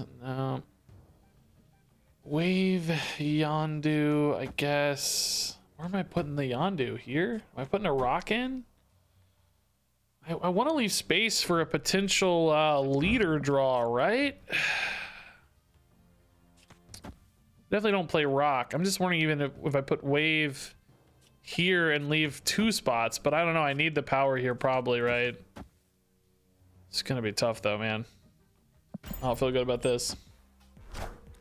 Oh, I feel even worse about it, dude. Oh god, Hobgoblin's gross. I guess I should have known that's coming because it's in my hand, but where were they gonna play? It's the question. I guess it's not as gross there because it does get buffed at least a little, right? So the goal now is to win by enough that I take a tie, assuming they can't play the Sanctum Sanctorum, right? That snap is sort of indicative of the fact that they might be able to play the Sanctum Sanctorum, but they're probably not expecting a 20 power swing here either. If they play the Sanctorum and win mid, obviously I'm very screwed. I can play a squirrel. Oh my god, you're right. I didn't think about Squirrel Girl. Oh my god, she top decked us. Yeah, we can gain 1 there. Dang, that might be enough. 12 here puts me at a net 9 over. They would need 9 to win here and a bunch mid. Do we think they have Dr. Doom though? Because if they still have Dr. Doom, we're still screwed. I don't know what this deck runs as an end game. It's just all disruption garbage. I don't know. Let's just try it and see. Is that Dr. Doom, dude? Oh, Spider-Woman. Oh, that's fine. Okay. Easy. Squirrel Snipe top deck at the end of the game. Victory. To win it all, dude. That's great. Wow. Wow. It's amazing.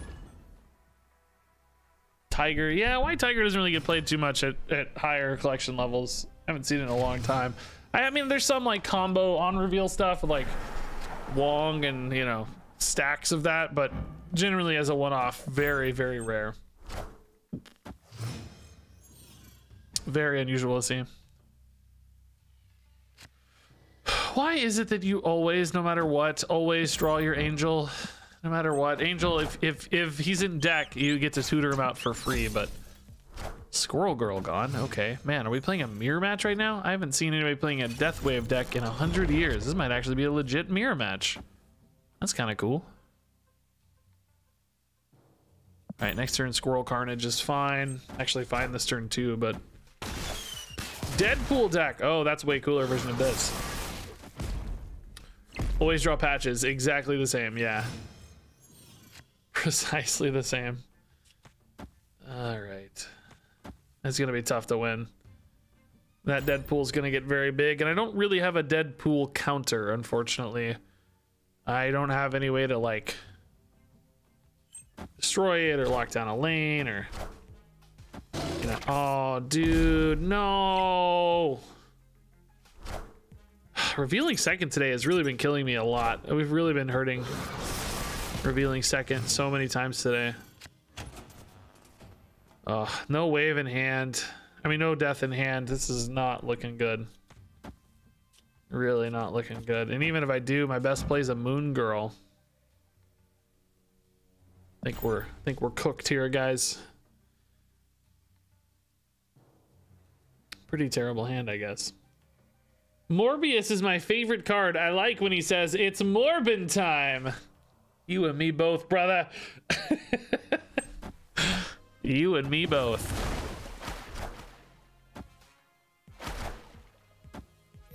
Can we top deck Death? And is that enough to win? Oh my god, Venom, dude. So are we gonna see Taskmaster? All systems Deadpool go. this turn? Taskmaster puts in 24. Oh, they can't play both because we got Wave. Taskmaster. Like if I go here and they play Taskmaster there, I lose.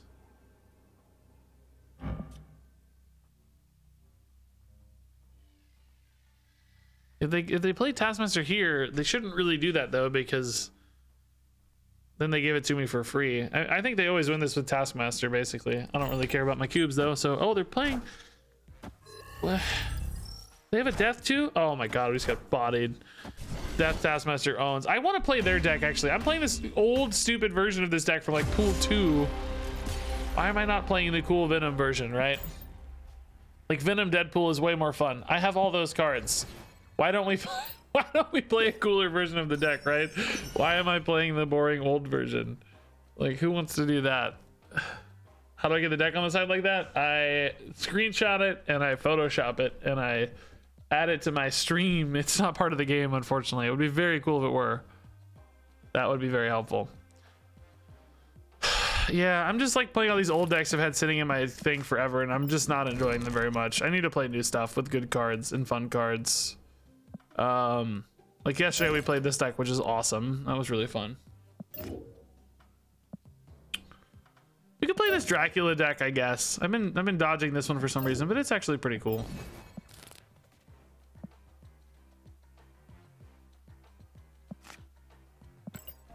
I think I didn't want to play it initially because it had 0 in it. We already had a 0 deck, but we can definitely spotlight the Dracula for this one if I put it on the tubes.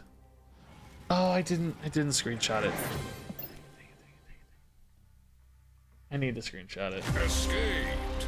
I'm running out of time, man. I wish I had another, like, I feel like I'm not getting good videos right now. I wanted more videos to play, to make.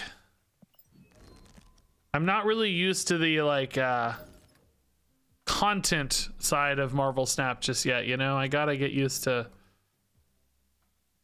making good videos, basically. And what that looks like, you know?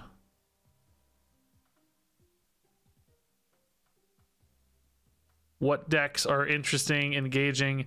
I have a little bit of a problem when it comes to videos where I should probably technically be playing a lot more lower pool decks. I should probably be playing lower pool decks because that's what you guys are going to have access to, or most people are going to have access to lower pool decks. And I'm currently just playing all these, you know, high tier decks that people aren't really going to be able to play much. So but the problem is there, it's actually tough because I'm going to be playing against people with high tier decks. It's a little harder to give people a realistic experience. I didn't really want to start a whole new account because I don't think I play enough to keep up with people. Like I'd fall into a different problem then where I'm not playing enough to keep up with anybody. I might be stuck either way. I might just have to do my best to simulate, or maybe kind of play a mix, like, you know, show you cool decks that you can play later and then also show you decks that are good for you now. Eventually that won't be a problem because everybody will have, you know, a more similar high level collection at the end of the day. But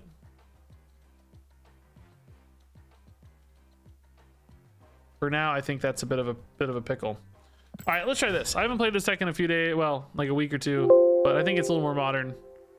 Definitely running some pool 3 cards.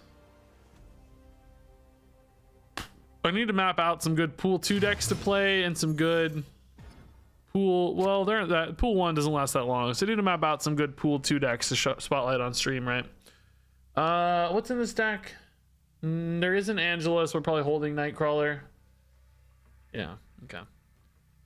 So this deck has Destroyer and Infinite. As I recall, I wasn't really playing the Destroyer too much as a Destroyer. I was ultimately using either Zero or Dracula to realize Destroyer's effect more so than anything else. Here you're seeing a great benefit of holding the Nightcrawler. It both got buffed and it's now going to enable my Angela. It did get debuffed again, but still in that game. And what that means is I can also move it over to Kunlun later and give it even more free stats, which is great. Typhoid Mary next turn is big but debuffed.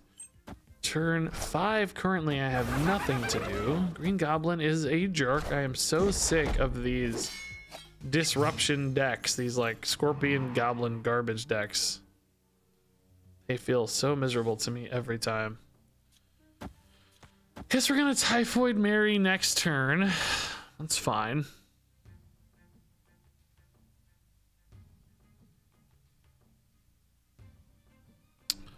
Really no reason to move this yet, huh? Might deny some kind of disruption card again. Turn 5 so that's more likely with Hobgoblin, I guess, but no advantage yet that I can think of. I guess Professor X would also be a reason, but that's not as common lately. Ah, Viper. Okay, so there could have been a line, but they chose not to take it. Okay, weird. It's played for stats there. That makes sense.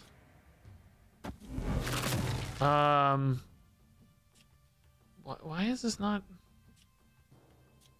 What is happening? Whoa. Whoa, can you guys see me? So confused, dude. That was trippy.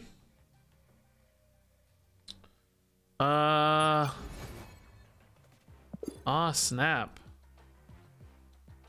For real? Okay, we got it. We there.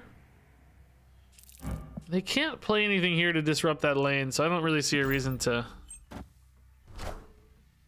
play anything there. We can't anyway, so there's the thing. Okay.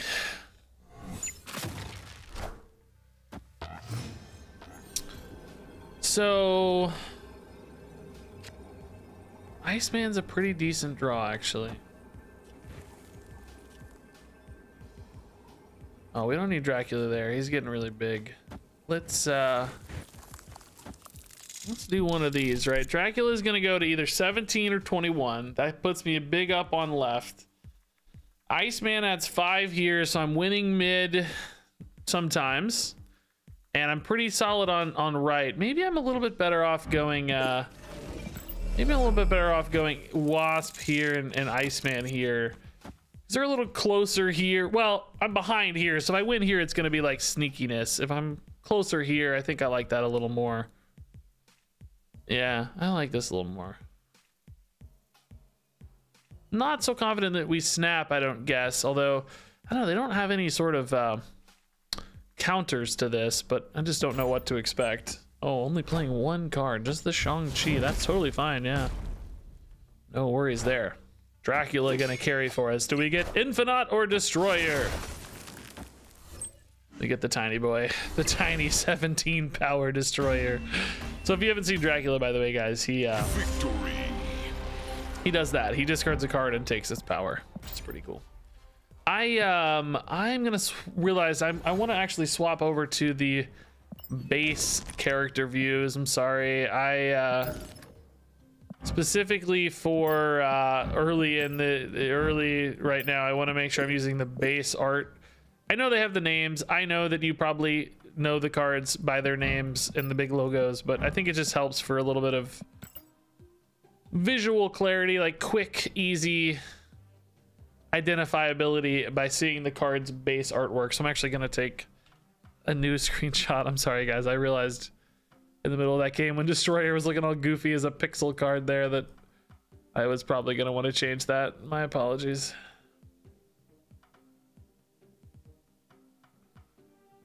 My apologies. The life of a streamer.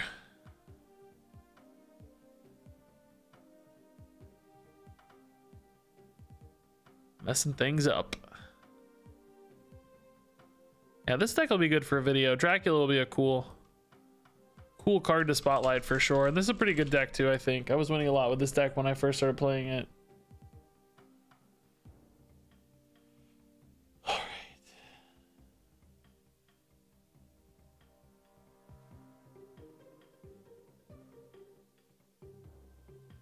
That's not the right one. What the heck? Oh, shoot.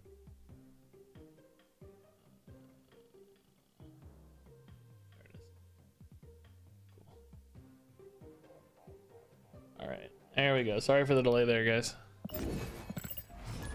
During a tie, how does it determine who wins? So if you tie one lane, the winner of the game is determined by who has the largest margin of victory in their winning lane. Okay, 0 cost. We can hang on to those for a while. No hurry here. So 0 Typhoid Mary is a pretty natural line, but I'm also thinking about 0 Destroyer in this hand as well. Might want to think about that. If I'm only playing a few cards anyway, Typhoid Mary's debuff is not as substantial, right? Wow, I think we're going to go ahead and commit these guys. These are both just insanely disruptive. They might get 2 rocks and 2 really, really high cost disrupts there. It's pretty nice. If I find a Dracula right, we can get Destroyer stats without playing him. Oh, that might be a nice way to get some Destroyer upside as well, because I could just put Typhoid Mary over there with 0 and then put Destroyer wherever. I mean, oh my god, Infinite too. I could skip my turn 4 here and just Infinite left and then hard win left. And then Destroyer a different lane and almost always win one of those other lanes as well, right? I give up my 1-drops there, but that's just 4 power. Who cares? I mean, I probably don't even need to Infinite left to win left is the thing, though. But, like, where else am I going to play it, right? Oh, yeah, this does look like a Spectrum deck. Yeah, so we might need to think about ways to beat Spectrum, huh? How do we beat? So I might actually need an Infinite left to beat the Spectrum lane. Usually you can beat the Spectrum lane itself without too much trouble. I climbed a lot with the Spectrum deck 1 month, by the way. Yeah, we'll go ahead and skip 4 here. Play Infinite left. God, I hope that's big enough, man. Destroyer Nightcrawler is Destroyer Angela Nightcrawler. I gotta think though. We're gonna do some big math, guys. If they play Wong number 1, we'll change things. Oh wait, what?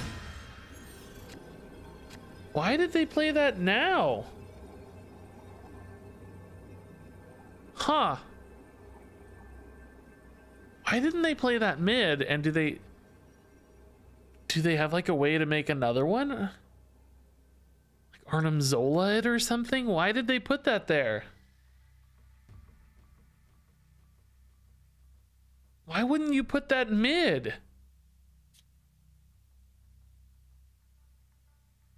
Okay, I'm really nervous now. I don't know what's up here. I don't need to play Destroyer anymore. I can just play Dracula for the exact same effect. I'm really nervous now. I don't know what they're doing. What's the plan? What's the plan? I don't know what the plan is, but I feel like that was a mistake. So I don't know. He just completely ignored Kamertage. I mean, we were going to be at 20 and 35. I don't know. I don't know. I don't know what happened there. I'm not sure what the plan was. Hey, free credits. Yay. Thank you, free credits. Ooh, Pixel Chavez upgrade. Hella upgrades. Pixel variants. Nice, dude. Love pixel variants. Upgrade a card 12. Okay. Confused Spectrum for Onslaught? Yeah, maybe. You never snapped them? I literally just did, and they conceded. I don't know what you mean. I literally just did. This very game, you just literally saw it happen. All right, we played Wrench earlier, but I don't remember what they were. I seem to remember winning, but beyond that, I don't know much. Cards can't be played here, so we can Nightcrawler our way through that sometimes. That's not inherently a problem. Dracula into Infinite would be very nice this game. That'd be cool to see. One cost can't be there. Okay. All right. Destroyer. I actually think we have a pretty good Dracula on 4, skip 5, and Infinite on 6, huh?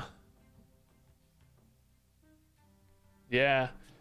Well, the problem there is I now am gonna have cards that are stuck. I can't really do that. I can play these two, but of course 2 top decks mean the Dracula doesn't always hit the Destroyer or Infinite, so probably not actually the move there. Okay. Oh, duh. So we can't do that. We're probably gonna have to figure something else out here. We haven't seen an armor in forever. This deck is running armor, I'm pretty sure. I saw it in the deck list, didn't I? Yeah, it's in there. We just never seem to find it. Nightcrawler's really nice though, because that means I have a pretty good chance, I think, of winning mid. So we're gonna snap here now that we've seen the Nightcrawler. I think that gives us a pretty distinct advantage. I don't yet know what my turn 6 is because I can't really play Destroyer. So I'm probably just gonna empty the other cards and take whatever that 50-50 is, you know, Infinite or Destroyer. Fine together. Hopefully big enough to win left, but if not, hopefully big enough to win right, and the move wins us mid. Ooh, that lets me play a Destroyer. Oh no, it doesn't. Stupid Wave! I forgot about Wave!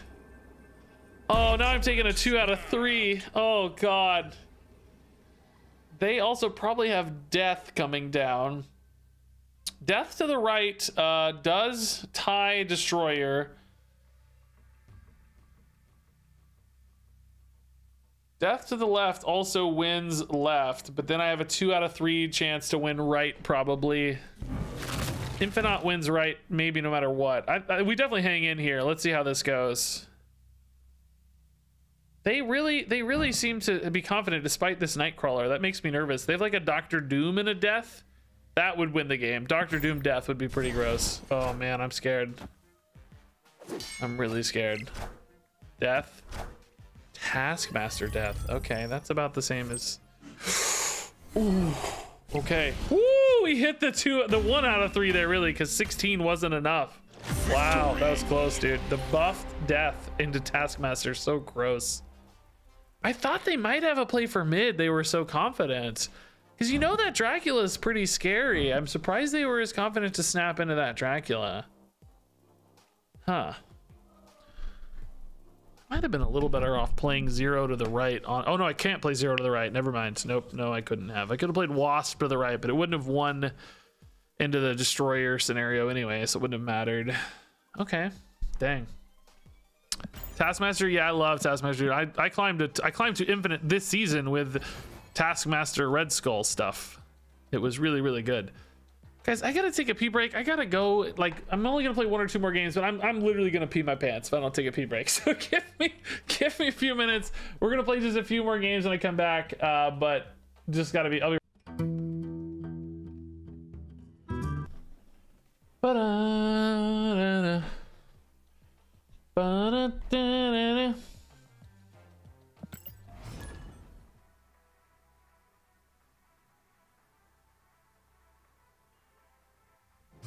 You're not cool unless you pee your pants. Regis pees his pants. Regis is cool. All right. Bifrost. All right, that could mess with things a little bit. Hey, Steve. Don't you think, Steve? I feel like we haven't seen Mojo at all. This lets me build a good Destroyer Protect lane here, though. That's nice. Oh, they don't like the Bifrost. Screw you, buddy. Oh, random location sucks, because... Shoot. Random locations suck, because...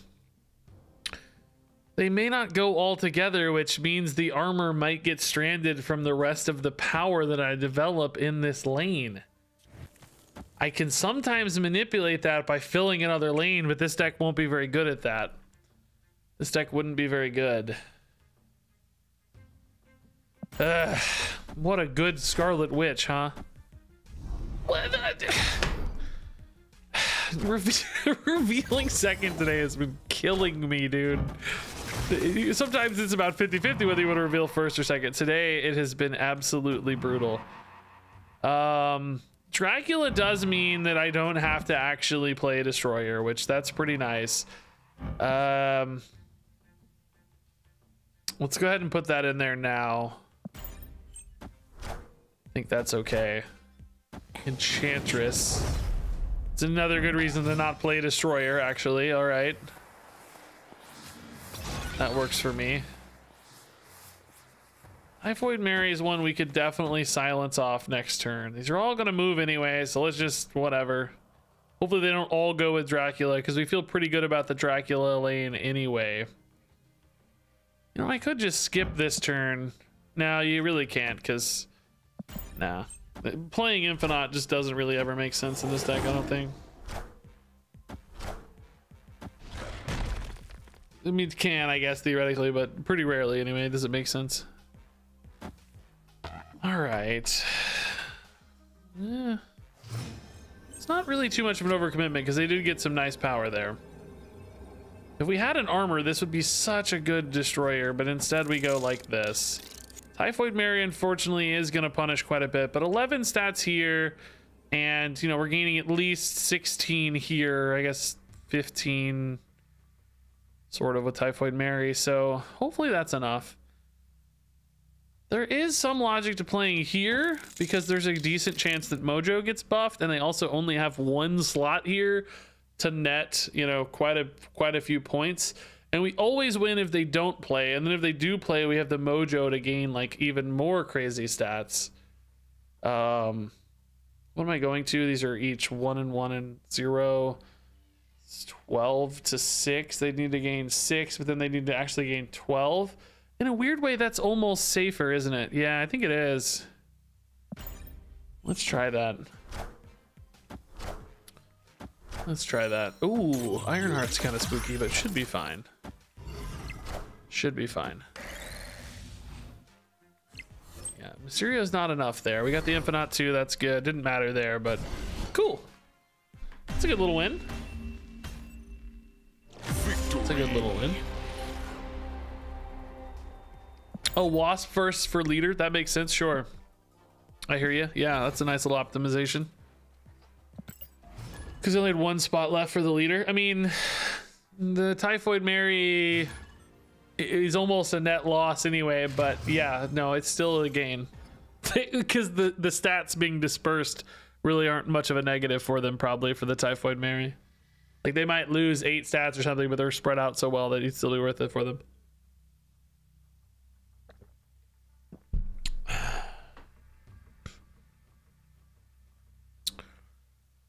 All right, yeah, we'll hold Nightcrawler for Angela. It's fine. Ooh, I don't know how spicy that is, but I'm intrigued by it. Dracula is kind of cool to get to if we get the big hand, but this kind of messes up the hand for the Dracula, right? I don't want too many cards coming back to hand, honestly, because they're hard to dump into my Dracula plays. Is 2 Angelas worth it even? I'm not sure it is, but I want to play the rest of the stuff. I want to play Nightcrawlers here in particular, I think. I don't know. We'll see how it goes. This is one of the games where this can like just completely change how you do everything, right? Can make your life so different. Oh, another random card. Oh, so bad for the Dracula now, right? This is what I feared. Gotta be careful. If I can try, I mean, I'm not gonna be able to get down to Destroyer because there's just too many cards. Oh, okay, well that solves the problem a little bit, I guess. All right, thank you, Storm. How nice of you, Storm. Saving me some trouble. Okay, so this one's not actually last turn, I believe. This one is, if I'm not mistaken. I think that's how that works. If I do this, am I ever going to be able to get down to like just these 2 cards in the next 2 turns? I mean, yeah, for sure, right? This is only 5 mana, so I can play these. Turn 6, I'd be able to play something. So that should be fine, right? I should be able to get either 10 or 16 here. I think that's okay. It's kind of meaning I'm going to commit a lot left next turn. Again, I think left. Oh, interesting. Okay. Dang, that's not good. And we're still tied there. Yeah, see, we still have a turn to play left, as we suspected. And 0 Destroyer next turn sounds pretty nuts. I finish on the 0 here, right? That does leave the Deadpool, though. Could go 0 Typhoid Mary, Deadpool, but that's going to leave something else too, and unless it's exactly Infinite, it's going to be pretty weak. But is this still the best way to go, I guess? Probably, right? Oh, they're just giving this lane altogether. Oh, interesting. Okay, so that can move mid. Vision can move anywhere. He's not going to be big enough to win left by himself, though, so he really would only ever go mid. Oh my god, we actually hit the Infinite, dude. No way. So we always have a good roll there. Do I give up mid? Like, I feel like I don't really ever plan to win mid. I guess there's some risks I could lose left if there's like a Doctor Doom. Oh no, I'm never losing left because I'm gaining 20. No, I never lose left. So I should probably try to secure right, right? They're actually ahead here. I don't know though, they may not inherently have a way to add stuff mid. It's 13, 14. They only need to add 7 here.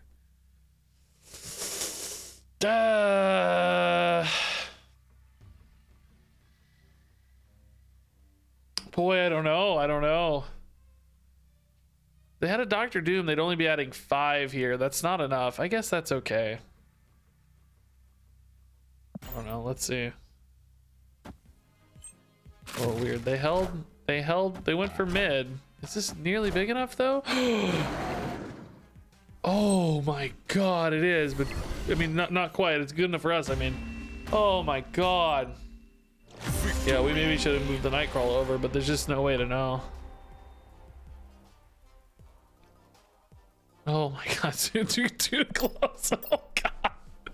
Oh god, so close. That Dracula getting moved over really disrupted our plans a little bit, but still worked out. Dracula is so insane here, dude. He's really good. Really, really good, I feel like. All right, let's play one more game, guys. I'm gonna play one more. Nice climbing with a second again. Hey, Wills, dude, thanks for the Prime sub. Yeah, isn't it funny how Storm and Juggernaut seem like made for each other? I don't know why. It doesn't seem like something they planned. You know what, guys? Let's get that good old Storm Juggernaut combo going. That's what we need to do. I think we'll have mana, but man, I don't know. We got a Typhoid Mary. Nah, let's spend our energy. Let's not wait for Bishop. This deck's not really built for Bishop. We don't have that many ways to dump a handful of stuff. Bishop doesn't scale that well for us, so don't get debated by the randomly added card, right? We'll just see.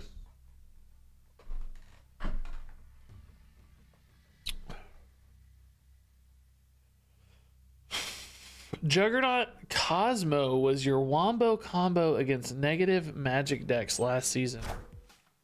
Juggernaut Cosmo? Am I missing something? Together, or you just mean like independently? They have Mr. Sinister, so they're probably a Patriot deck, maybe? I'm gonna be honest, I'm a little confused what you mean. Juggernaut and Cosmo. So you're moving people and then... Oh, I see what you're saying. Two separately. Yeah, when you said Wombo combo, I thought you meant like together in the same lane. I'm like trying to figure out what you're doing. What's happening? Like, how are you managing this, you know? What the heck? What are they doing? Because Cosmo first, Juggernaut's not working. No, I understand now. DK, I'm saying I thought you were saying all in one lane. Like a Wombo combo to me implies, you know, we're playing these together in the same lane. Like Storm and Juggernaut. I get it now. This is a confusing description. Ooh. Ooh. Destroyer coming out already. Yeah, let's go. Okay. Does location matter here, right? Just trying to think about like this location can't get that big because Sinister doesn't get buffed. They don't have anything left, which can mean they're not gonna have much left, but it also can mean they have more space to play big things, right? So sometimes recognizing the board space being locked already is pretty advantageous. That's gotta be a Taskmaster play, right? Not yet though, because we're into turn 4 here. I don't know what it is.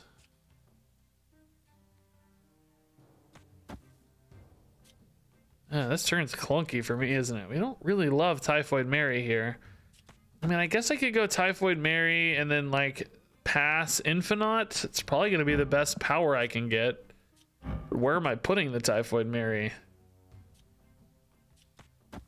Maybe just try to win these two lanes, 27 and 26. Well, it's not quite 27 because you got debuffs here, and who knows about Mojo. This feels like a big commitment right now. You hate Angela Bishop. Going here feels bad because you're just losing by 4 already, and you've already committed so much. Yeah, I don't know, man. This is a weird play. Am I really locking myself into this Infinite line? It's probably the best thing that I can do, right? I just don't think there's any way for me to get more power. I don't think like some Angela Bishop line is ever going to lead to more power than just Infinite on 6. Could I ever get in a world where I top deck a Dracula and I'm in a better position? Like spin this turn? No, I can't play Dracula and Bishop together. Can I go Angela Bishop now and play these with? No, still can't. Yeah, I think we're gonna pass. What does Infinite do? He's just really high powered, but you can only play him if you skip a turn. Oh my. Okay, that's intriguing. I really don't know what the opponent's gonna do here, but I'm just hoping for the best. I was expecting more of, you know, I thought for this we were gonna see like, I don't know what this is. I feel like it's maybe like something that's leveling up their cards. It's just such a mishmash of stuff. I don't know, but hopefully Infinite's big enough. It's just they may move that Typhoid Mary in. I don't know. Oh, Colossus is not big enough. Yeah, this just feels like random garbage deck assemble. Maybe a bot even. Random garbage assemble. All right, well, that's not a very satisfying win sometimes. Victory.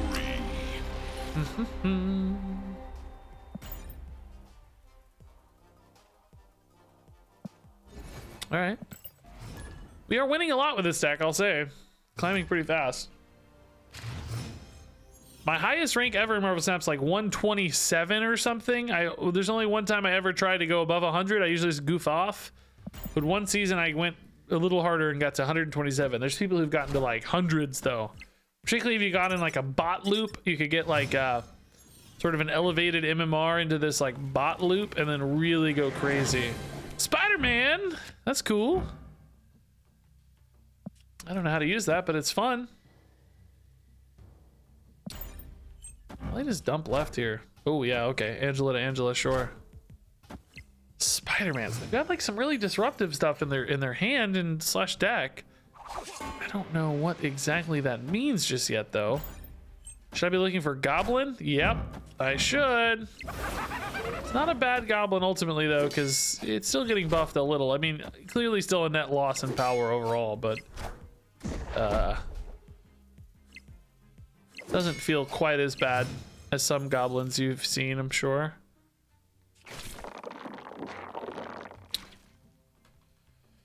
I don't have Dracula, I don't have armor. I feel like I'm just really, I'm feeling a little stuck here, man. If I go Spider-Man on 5, I might be able to lock down left, which means I'm doing almost nothing this turn, though. Could play Spider-Man this turn, but you know they're going to come back on any, like if I go for left, they're going to come back pretty hard on 6 and finish it off no problem. And I've got a locked power level there. I mean, Mojo does scale pretty well. I'm ahead a little, even per unit maybe, although not really, because Mojo's a little better than Squirrel, but Green Goblin's way worse than Squirrel. Depends on what else they play, of course. I feel like I want to play Spider-Man here next turn in case they don't commit, so I can kind of get a free left. But then how am I winning right on 6? I'm not playing Infinite. I just don't really see a path out of this one yet. I would probably be retreating here if they were snapping. Wow, they've already committed more left, so Spider-Man feels a little weak. Well, no, if they don't play there next turn, Spider-Man will log it out. God, we could also do this for the Destroyer next turn. But it feels like this is not going to be big enough, right? Like, I don't ever feel big enough here.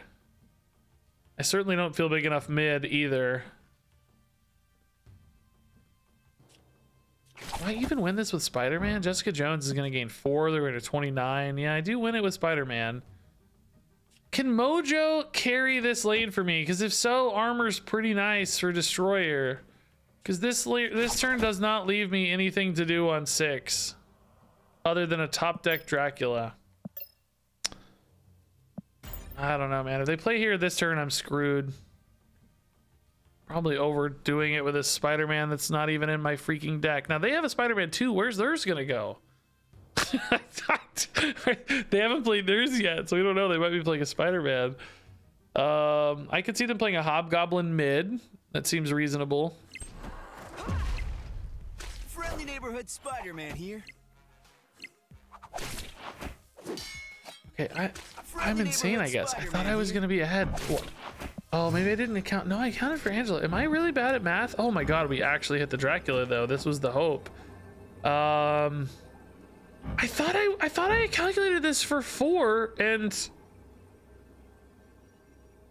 I thought I was adding 8, 10. Oh, maybe I was still counting the Nightcrawler, huh? I think I might have still been calling the Nightcrawler. I think I was counting the Nightcrawler and the Spider-Man together. Good news is I think we're actually pretty well favored here because we're only, like, they're playing here. If we lose that, we're not going to lose by more than we win here for a tie, I don't think. I think we'll be okay. I actually think we're pretty chill. Oh, I lied. We lost left. Scratch that. We're dead. We lose. Dang. I think we took the Spider-Man bait for no reason. But I've been able to win this with armor. Probably not, because the Blue Marvel goes here in that case. Might be better with Mojo, though. I don't know. It's still a debate. Like, was the Mojo enough to carry? I don't know. Is it worth buying the Battle Pass or the 10 level skip at that? I don't know the math. I mean, I feel like the Battle Pass is worth it for me because I buy both the skip and the pass, honestly, because I just, whatever. It's my job.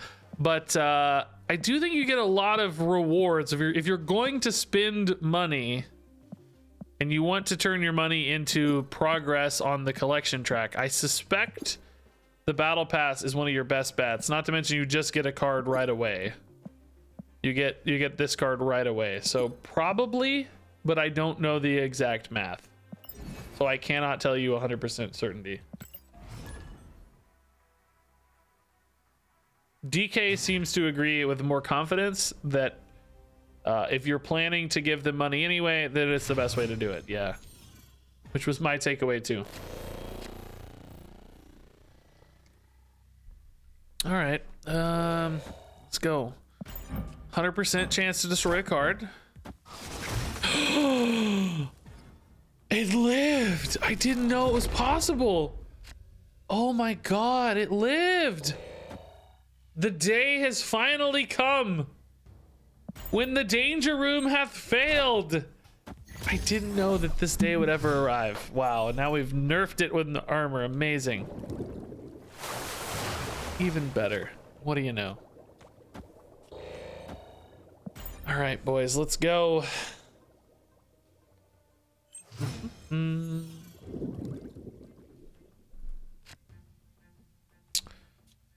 Okay, this is a good Infinite. We're definitely going to be able to play Infinite, I bet. Or not play, but, you know, get Infinite for Dracula, let's say.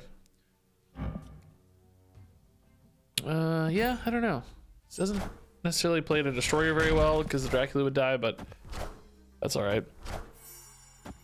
Invisible Woman. Ooh, do we have a hella combo here? That's a hella combo you got there, bro.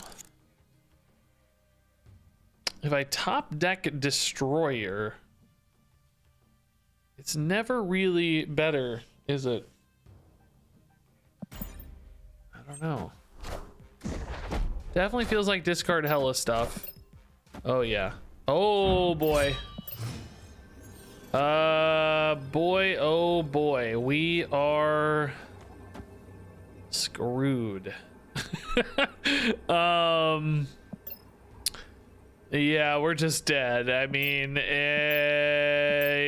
unless they don't have hella in hand, I mean, that's the only shot we have. If you guys haven't seen this one's fun to watch. We are just going to lose. I literally don't even think I can win. I guess if there's a hella here, if Infinite goes here and a bunch of garbage goes here, I still lose. I still lose right. Nah, I can't win. There's no way. My stats are just too small. But we'll watch it. It's fun. This is a 99% loss, but it's fun to watch. Lady Sif, Death's out of here. Gambit. Oh no. Nice. Hit my lane. Hella. Oh hey, Chill Death is back. Oh hey, Infinite's back. Oh hey, Giganto's back. Cool. Great. Man, if we put Dracula here, we could have won. I didn't really think about it. I think no, they hadn't played the Invisible Woman yet, right? By the way, sick gold foil Invisible Woman, dude. That looks awesome. But yeah, if you guys don't know this, Invisible Woman hides your cards for you, so they don't reveal to the end of the game.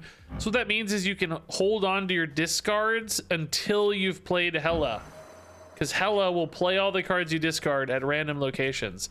If you play these early, there's a chance you discard your Hella and your combo piece is gone. So you got to hide them behind Invisible Woman. They all discard at once, and then Hella's safe because she's already on board.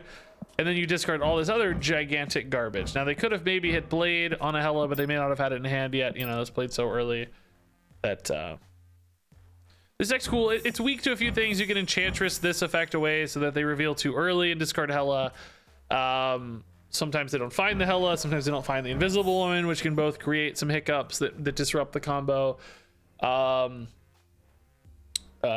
Sometimes honestly they just have bad stat dumps. Like here you saw they all dumped in this lane. Like I said, if we played Dracula here, we would have just won because these all somehow went in the exact same lane. We would have just won if Dracula was over a spot. So can be a little problematic. Movement tech can move Hella away with like an arrow or something. Yeah, it's a fun combo. It's inconsistent, but it still wins. I mean, people use that to climb quite successfully as far as I know. I've never really played it much. I played some like juggle discard stuff back in the day with Collector and Swarm to great success, but I've not really played much Hella. Not a lot of Hella played. So what are you gonna do? She's only epic, as you can see, which for me is basically bottom of the barrel.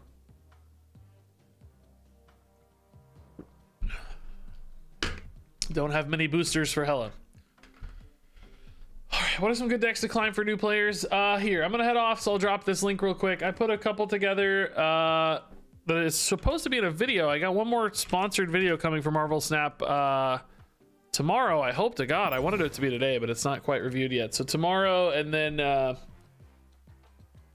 will be in the video, me playing those, showing you how to use those. I was winning with starter decks against, you know, pool 3 collection players and stuff. So some good reliable decks that'll definitely work well. I kind of had like a super early deck and also a bit more of an intermediate deck with some upgrades. Still pretty early in your collection, but I'm gonna try to focus next time we stream on maybe some more pool 2 decks. But I gotta get organized. I gotta plan this out better. I go to such great lengths to plan my Hearthstone streams and what decks we're playing and stuff, and I've not done that yet for Snap. But I need to get more organized.